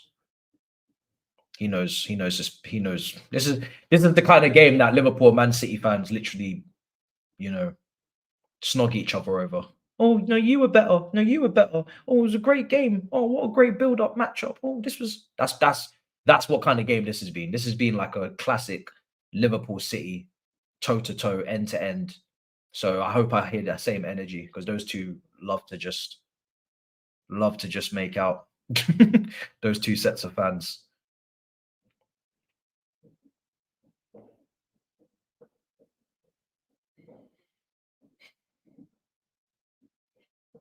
Yeah, I'm not even angry. I'm not angry at all. Not gonna lie. I wanted something out of the game badly, but that just happened, didn't it? That just happened.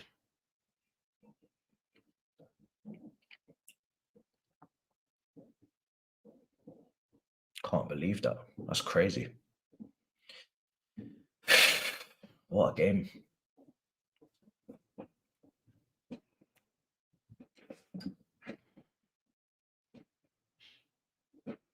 That's mad. Honestly, I can't believe that happened. So unlucky.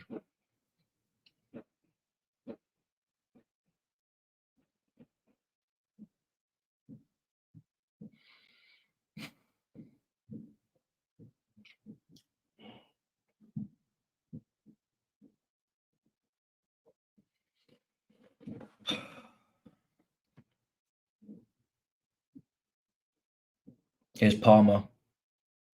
Sterling.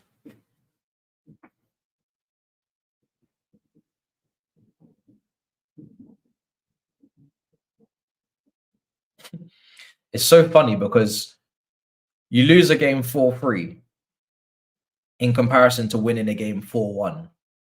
And you probably come away from the 4-1 win with more concerns than the 4-3 defeat. It's mad. Football is mad.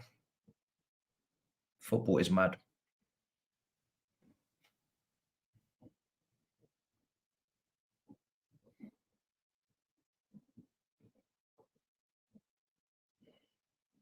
That's why you can't just go off the goals or go off the scores. You can't just go off the scores because I've got a completely different feeling to the way I did after the Tottenham game.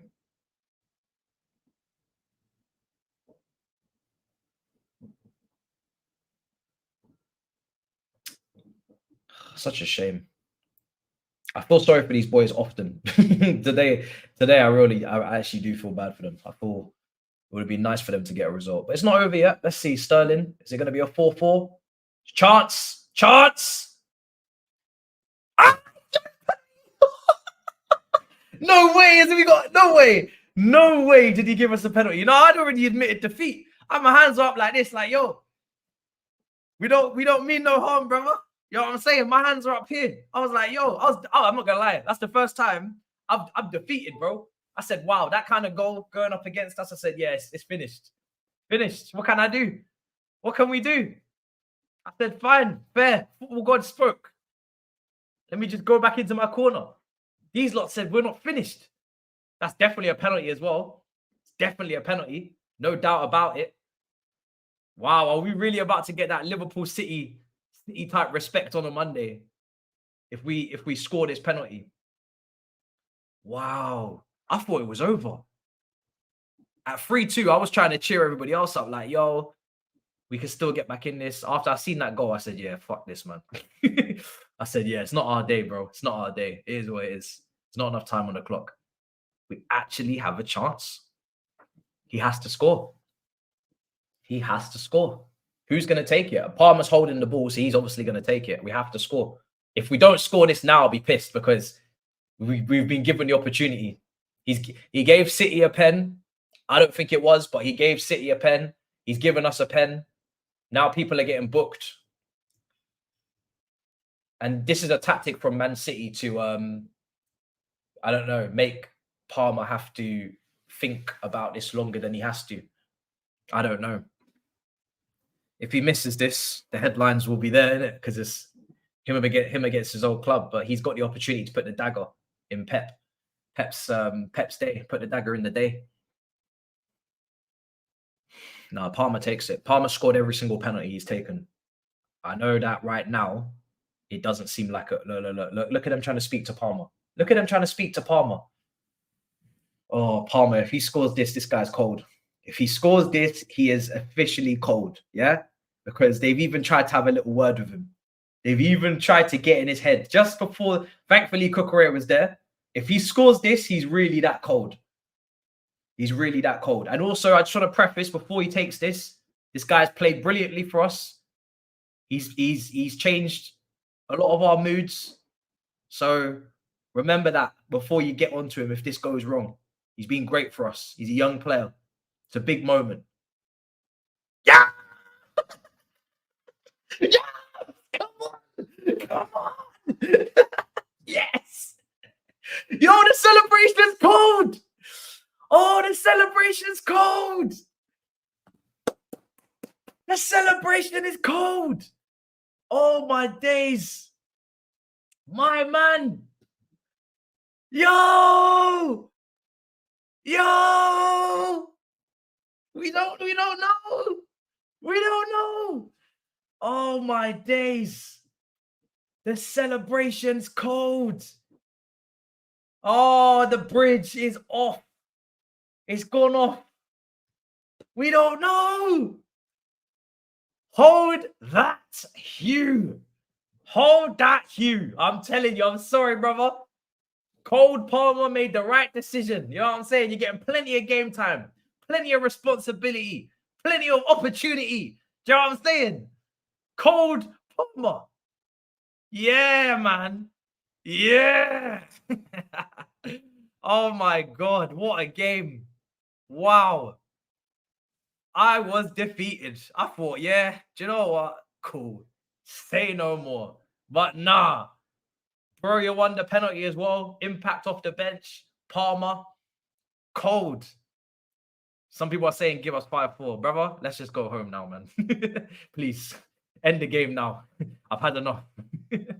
A lot of you are getting greedy. Some of you are getting greedy. I've had enough, bro. I've had enough, bro. I'm tired. 3 minutes left. Just finish this now. 4-4. We've tread carefully. We've tread very carefully enough times now. My days. Leslie Okochukwu comes on. Off comes Jackson. Yeah. Poch is shutting it down. You can bring on Badia Shill as well, bro. Shut it down. Oh, my days. That's the story. Cole Palmer, late equalizer. That's cool. We can take that. Happy with that. Happy with that. Cold Palmer. Cold Palmer, bro. He just said, what's up? Why the long face? Do you know what I'm saying? Man said, why the long face? They tried to chat to him, you know. They tried to chat to him when he was about to take the penalty. Man said, why the long face, bro? Oh, my days. Nah, that's crazy. Wait, what's going on? We got a red card. What are you not talking about? Ah! Oh, my God. Sterling, you're going to get a red card. Did you see that? Oh, my days. This guy just came crashing in like a bus. Oh, my God. Look at this guy. Is he lost his mind? Raheem, bro. Did you see how quickly that guy came in? Oh, my days. What the hell? This guy just came steaming in. Oh, my. I've never seen such head loss.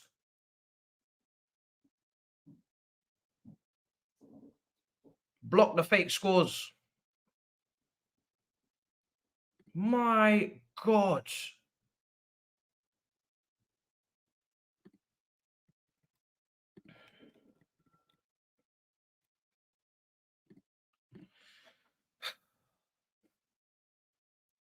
I don't know what to say. Let me know when it's full time. Oh, my days. Sterling is crazy. Yo, I'm happy with full time, you know. I'm happy with full time. I can't lie to you.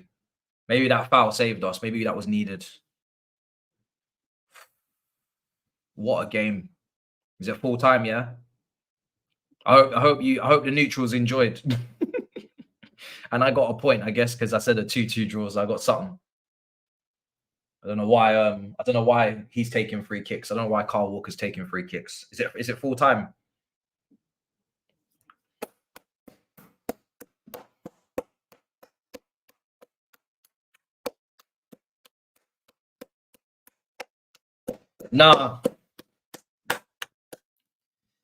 Nah, bruv. What a game.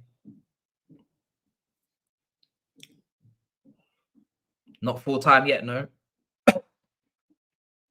What a game. He hasn't blown the whistle yet on my screen. I'm proud of my boys, man.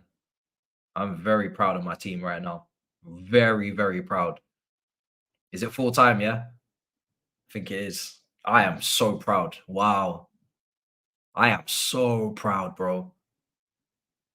Wow. I ain't felt this before. I ain't felt this before. Yo. Nah, you know what? Yeah, I need to do my review. Genuinely. I need to do my review. I cannot speak on how proud I am right now of my team. I'm telling you. I am so proud of my team. Holy shit. These lot put it out there today. They put it out there. They didn't win, but damn. They gave it their best damn shot. I say that. Wow. And it wasn't, you know, I think only one of those goals defensively am I disappointed. But, you know, the other ones, it can happen. It can happen.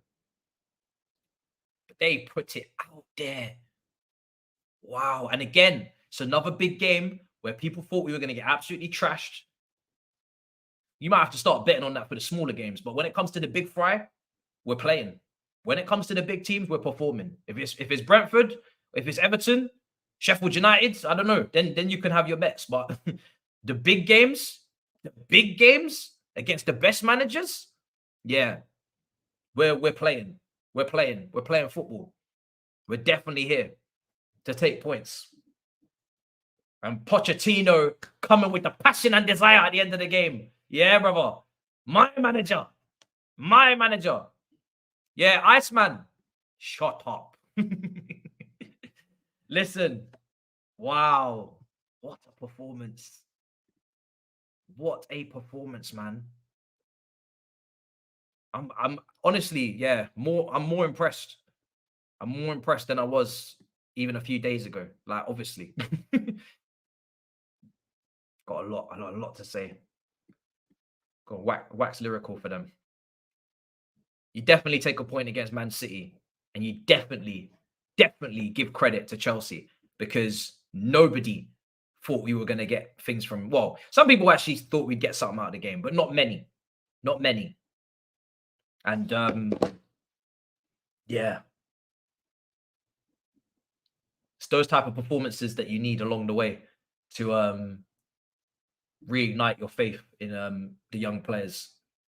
That was very, very impressive. Very impressive. Yeah, he said he'd beat us with 9 men. He said he would beat us with 9 men. First time City held 4 in the Prem since 2010. People said, where are the goals going to come from? The goals have to be shared out. That's where the goals have to come from. There's no one person who's going to get the goals. The goals have to be shared out. That's always been the way it needs to be this season. That's always been the idea. There isn't anyone who's going to get us 20 Premier League goals. So everybody's got to chip in. Palmer scores today. A defender scores today. Jackson scores today. Sterling scores today. That's how it should be every single week. Somebody, not somebody, everybody. Yeah?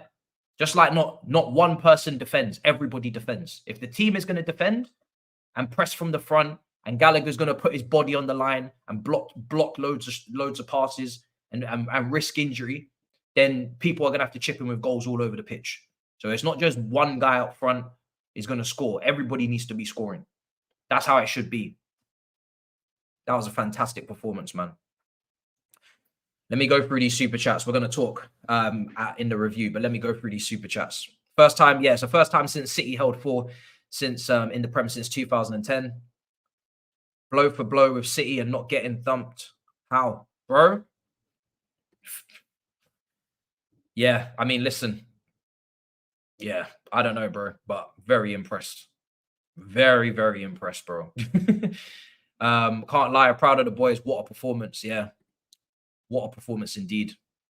City fans and some rivals were crying about deflection when Martinez scored. Watch them shamelessly gas Rodri's up now. Yeah, I mean, that's what I said. That's why I wasn't angry when that goal went in, because I can't get angry. Who am I going to get angry at? It's just unfortunate. It's really just unfortunate. Rodri is special, always scores these killer goals. It wasn't the killer goal, though. It weren't the killer goal. It didn't kill us. What a game this season is mad. Yeah.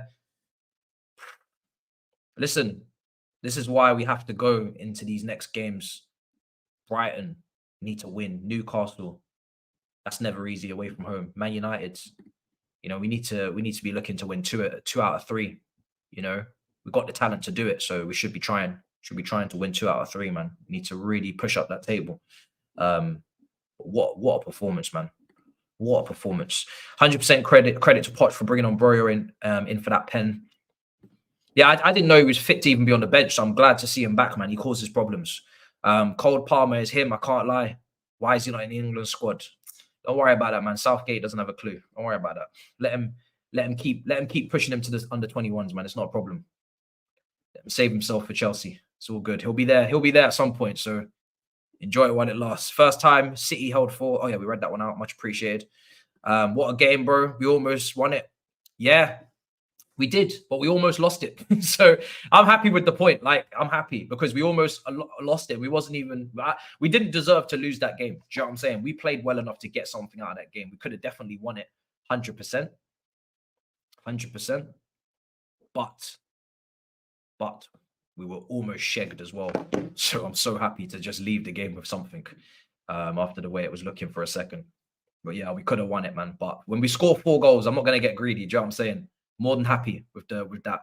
Absolutely buzzing. I can see it in his eyes, bro. Do you know what it is? Yeah, I'm just very proud. Very, very proud. Like, I'm not really someone that is just only results based in my emotions, because I mean, it's impossible to be. I'm watching the game, right? If we win 1-0 against Luton, but we play like trash, most likely in the review, I'm gonna cuss, even though we've won the game and got 3 points.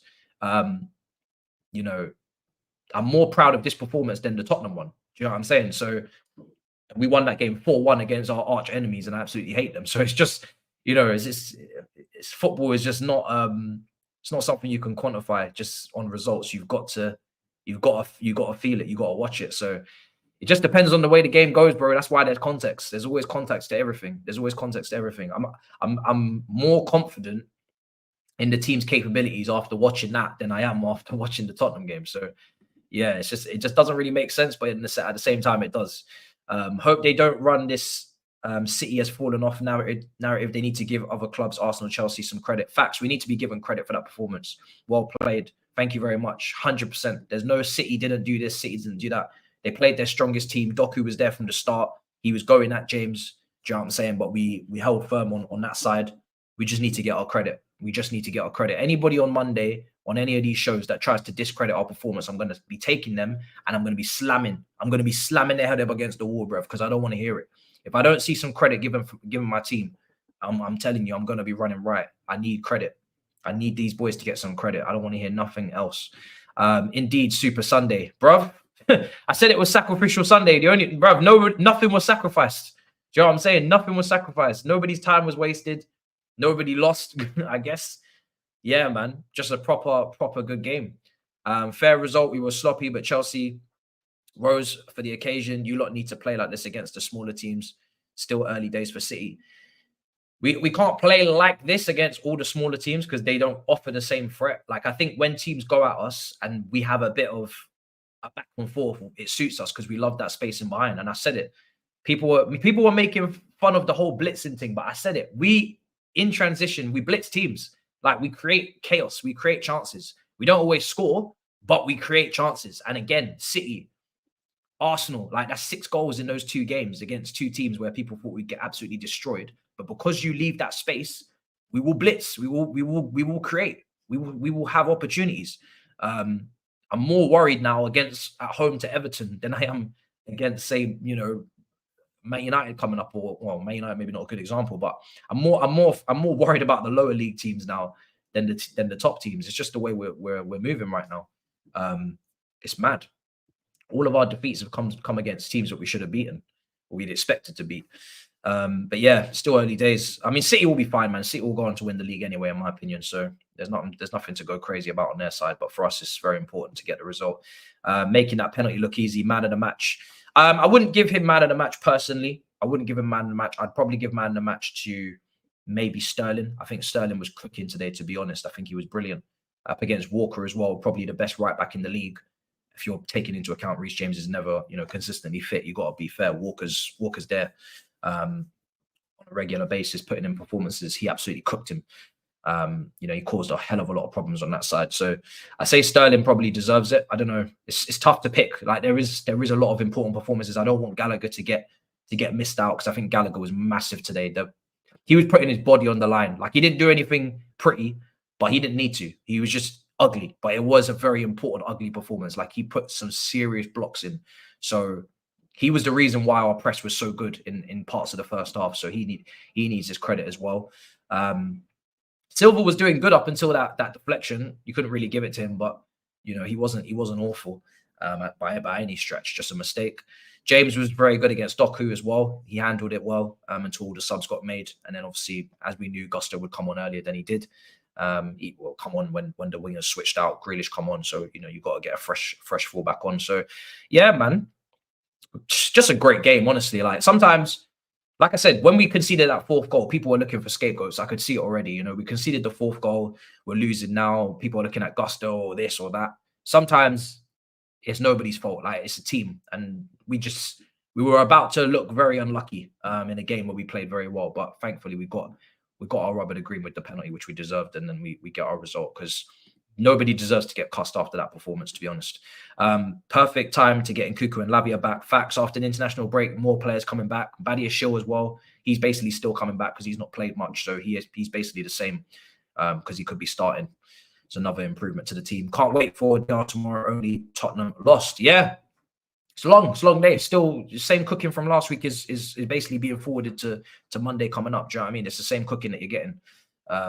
It's peak. But yeah, listen. Yeah, man. I'm just happy. I'm just happy, man. I'm just happy. It's too early. No, it's too early to say we're back. No, because we still need to get up the table and we still need to show that when we come up against low blocks that we can actually beat those teams and create chances and take our chances and score. So even if we go through, I mean, we may go through this run-in. You know, how many points did I predict? I think when I did that predictions video, I said that we get a point against Arsenal. We got a point. I said we beat Brentford, we lost. I said that we draw against Tottenham, we beat them, and I said we lose to City and we drew. I think I said 11 points from 21, which was modest. You know, it's just, I think that's pretty fair. Right now we have 5 points from a possible 12. So still, you know, that again, still a long way to go in terms of we need to accumulate these points. Like we need to, in this run-in, we need to win a couple more games. I think Brighton and Man United, maybe Newcastle, but you know, 2 wins out of 3, and that will put us on what, 5, take us to 8, and then 11, and yeah, that will be 11 points from 21 if we lose one of those, which we might, you never know. But yeah, it'll be 11 points from 21, and that's what I predicted. So not the results, but the points. Outside of that run, then we still need to kick on, and we need to actually go on a run, which is a winning run. You know, after these difficult fixtures, which we were always going to have dropped points, we need to go on a run. We actually need to go and win 5 games in a row in winnable fixtures. And if we can do that, fantastic. Then we'll be up the league. So no, nobody's back. Do you know what I'm saying? But right now, yeah, that was very important. That's a big confidence booster. The team deserved that. Because like I said at the start of the watch along, and hopefully as people keep watching us, you'll see we don't deserve, in my opinion, to be where we are. They say the table doesn't lie, and it, you know, most of the time it doesn't, but sometimes it does. And for me, we are a better team than Manchester United. Man United don't get that result against Man City. It just doesn't happen, as you saw not so long ago. They're not capable of getting that kind of result. They're not capable of having that type of performance. They've not had a good performance all season. They've not played to that level all season. We are a better team than them. But if we're going to finish ahead of them, which we should, we need to rack up some points. It's as simple as that. So yeah, man, we just need to keep moving. Hopefully we can be where we deserve to be sooner rather than later. But yeah, a long way to go, man. We're not back until we're winning. As simple as that, you know. That's what back really means. But yeah, good performance, really good performance, great performance. Man United fans are so touchy right now, but I didn't say anything incorrect. I didn't say anything incorrect in that. I'm sorry. You actually haven't had a good performance all season. You know it. I haven't said anything incorrect. I'm as disappointed as anyone. I predicted you guys before I had to change my prediction. I had you guys like to finish in the top 3, and then you guys just massively shit the bed. So now I had to start cussing you even more because you made me look stupid. So yeah. But anyway, listen, I'm gonna do the review. Big up your damn selves, and I'll see you guys for the review, man. It's gonna be a great one. I've got so much to talk about. It was a big game. A lot happened. Make sure you subscribe if you haven't already. I'm looking forward to that game at Old Trafford now because I know I'm just building it up. I'm building up such a rivalry. Just like the old days. It's what's needed, man. It's what's needed. You guys needed this, man. Man City are walking all over you in Manchester. Liverpool, you know what I'm saying? They basically leapfrogged you again after the recent years. Newcastle up there causing you problems. Bruv, listen, you need something down south, man, to battle against. So I'm here. I'm here, man. Oh, thank you. Look, the jabs are coming back. We'll be there. Review coming soon. Subscribe if you haven't already. In a bit, people. Peace.